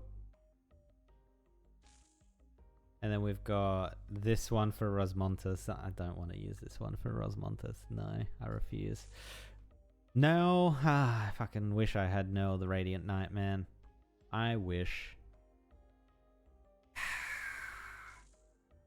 Mountain. Like, the character's good, but the skin's kind of Eunestus. Skin's cool, but I don't use the character. I've very much struggled to figure out how to use this character in squads. Who's this? Oh, Aescarp.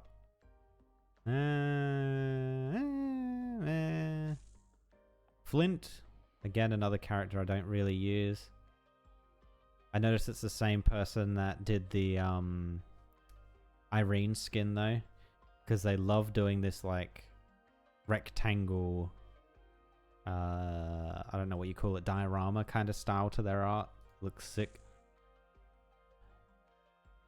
Okay, this one's kind of cool. I just unlocked Blaze like the other day too. And I don't use Courier. Vigna, I don't use Vigna, but I do like this skin. This skin's very cool. Mudrock, don't have Mudrock. This skin looks kind of cool. It's kind of like a elegant dress thing going on. That's kind of cool. Wait, what does she look like when she's in the armor? Or does she not go in the armor? I don't know. Tequila I don't use. Reed I don't have, but I would love to have. I do like the sunglasses on the little chibi. What else we got here? Bybeak? I use Bybeak occasionally. This skin, I mean, it's cool, but it's not something I'm gonna buy. Arin? Barely use Arin. Skin's cool though. Schwartz. Look, I don't have Schwartz either, so this is a big sag because her skins are actually really good. Big sag. Ark. Nah, don't use Ark. Hung. Nah, don't use Hung. Helga. Don't have Helga. Skin's cool though. Shirayuki. I do have Shirayuki. I don't use Shirayuki. What's her face? Meteorite I'm finding is a better Shirayuki. Weedy? I don't think I've got Weedy. Well, maybe I do. No, I don't think I do. This is a cool skin though. This is actually a very cool skin. I like it. Elysium Skade. It's a cool skin. I like this skin. Don't use this character though. Firewatch. It's kind of cool. Again, I think this is the same artist again as the Irene. Maybe. AZ Ling 4. We'll check that later. Texas, I already have. Oh wait, no, I don't have a skin for base Texas. Could get this one. This is a Mafiosa line one, right? Doberman. Don't really use Doberman. Phantom. This is a sick skin. Don't use Phantom though. Maya. It's cool. Don't use her though. Glaucus. I do use Glaucus occasionally. This might be worth picking up actually. It's kind of cool. It's Ghostbuster themed, isn't it? Yeah. Okay, this one's actually very cool. We might pick this one up. Granny. I don't own Granny. Cool skin though. Suzerain. Do we want Desert Fox? Desert Fox could be cool. Leonhardt, I don't use. April, don't use. Silver Ash, do use, but he already has a skin that I think is better than this one. Chobe, 6 skin, don't use the character though. Maybe I should level Chobe up and see how she goes. Croissant, cool skin, don't use the character. Skadi. Is this one we get as well maybe? Perhaps. I don't think I've got a skin on my Skadi yet. Provenance, sorry. Cool skin, don't have the character there. Platinum, 6 skin, don't have the character. Big Sag. No, do I have base now? I must have base now, right? Maybe I don't. If I had base now, I would probably get this, but I don't think I've got base now. Rope. This is a pretty cool skin.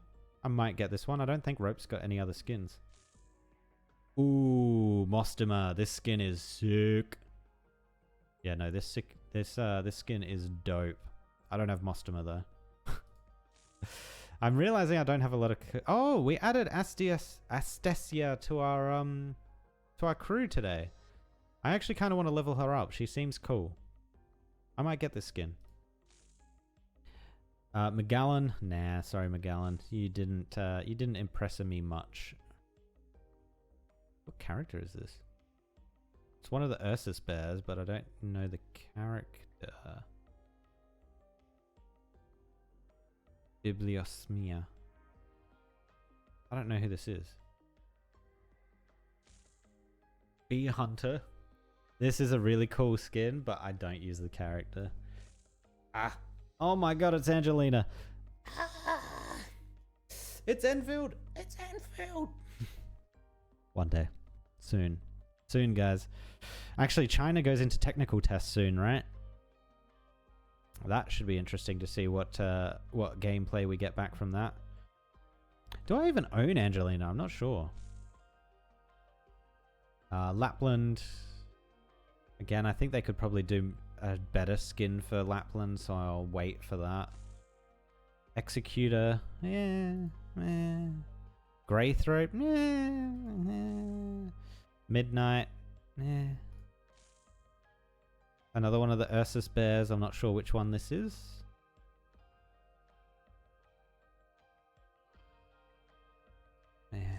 Hoshiguma. I wish I had Hoshiguma. I need my yes sir. This is what they made a figure out of. I'm just realizing that, right? So they didn't base skin her figure. They actually chose one of these to do. Interesting. Huh. Another one for Chen. I don't own a Swire. I think I might own Swire. This is a cool skin though. Liscum. I already have a skin for Liscum and I think it's better than this one. F-Eater. I do not use F-Eater. Cool skin though for people that do. Schwartz. Again, see? Schwartz skins are sick. Why are Schwartz skins always sick? I need to unlock Scorch. Silver Ash. And Firewatch again. Oh, Azling 4 again. See? Whoever this is, AZ Ling 4, they do this really cool rectangle like diorama stuff all the time. This one, they didn't actually push the angle as much as they usually do. Or the perspective, rather. But still cool. Jessica. Warfaran. Oh shit, we might get this for Warfaran. We might get that for Warfaran. Crew's already got a skin for. Silence. I guess we could do a skin for Silence. Jessica, nay. Vigna, nay. Skyfire. Could get this for Skyfire. Afreet. We don't have a skin for Afreet either. Oh my god. This is going to be too much. I don't think I've got enough. Sora. I don't use Sora, but this is a cool skin. Gummy. I don't really use Gummy anymore either. Exusia. This is a cool skin. Don't own Exusia. Quara. Cliffheart. Texas.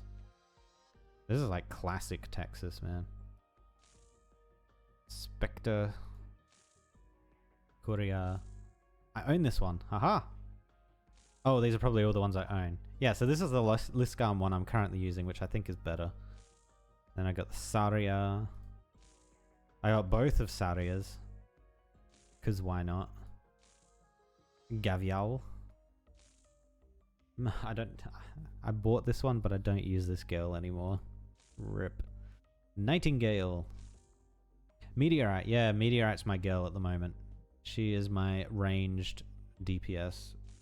She goes sicko mode. Shining. Of course. And then Heavy Rain. AZ Ling. AZ Ling doing the rectangle again. Sick. Alright, I just wanted to go back and check and see if those two skins were by AZ Ling.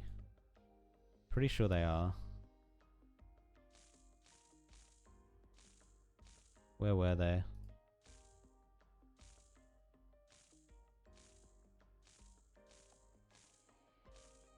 Oh god, there's so many skins up for sale at the moment. This one. Yep, this is AZ Ling. And then... Oh, was that her? No, that's Bybeak. Oh, this is AZ Ling, yeah. And... Where? There. AZ Ling. Yeah, I freaking love AZ Ling's art style, man. It's sick. It's great. And I think they went ham on Irene as well. Like, this skin of Irene is sick. And then even just like the base artwork is sick of Irene as well. Alright, we'll decide on what we spend because we only got 76, man. We only got 76. We're going to be limited. It's going to be the Calzit one, guaranteed. And in fact, I'm just going to go buy the Calzit one now. Bye. Yes. アンチオリジニウム通信ラインはアクティベートされた。受信、返信、バベル。こちらケルシー、計画にのっとり、元リターニア地区の探査を遂行している。現状では凝結点は確認できていない。ドクター、君の方の状況はどうだ？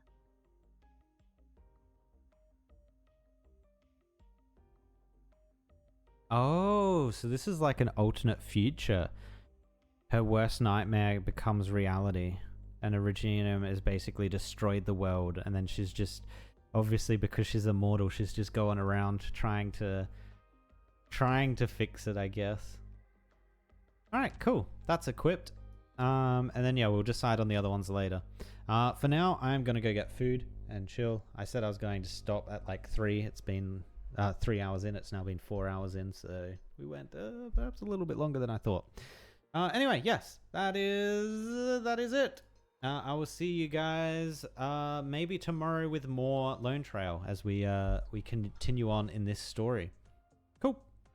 All right. I will see you guys later. Bye.